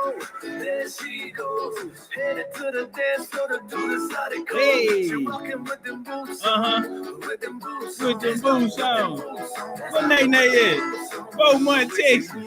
So damn fly. She got shit in my mind. I got my dress hanging to the side. Now I'ma check this or not on the side. I wish you rise with it, rise with it, roll with it, roll with it. She hoisted. She hoisted say we should have played that at the BCU house. That's not me, she real. Go get her. That's not in a minute, she's about to explode. Somebody rocking up in the boots. In a minute, she's about to explode. Somebody rocking up in the boots. Y'all, shout out to Talik. Y'all know Talik can tell you the Attacker Pie E-Shack. The Attacker Pie E-Shack created Zydeco music. They say, what is Zydeco music?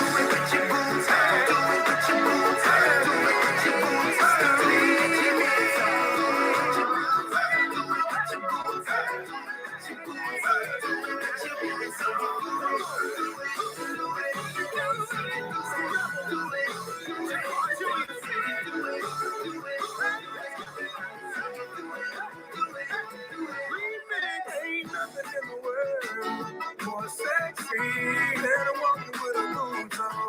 Ain't nothing in the world more And a woman with a blues. All my people around the world, put your hands up.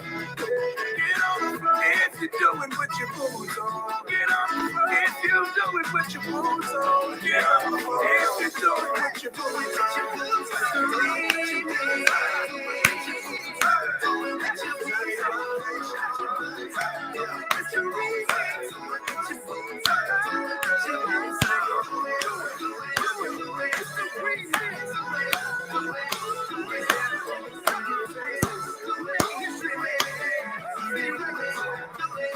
We gone.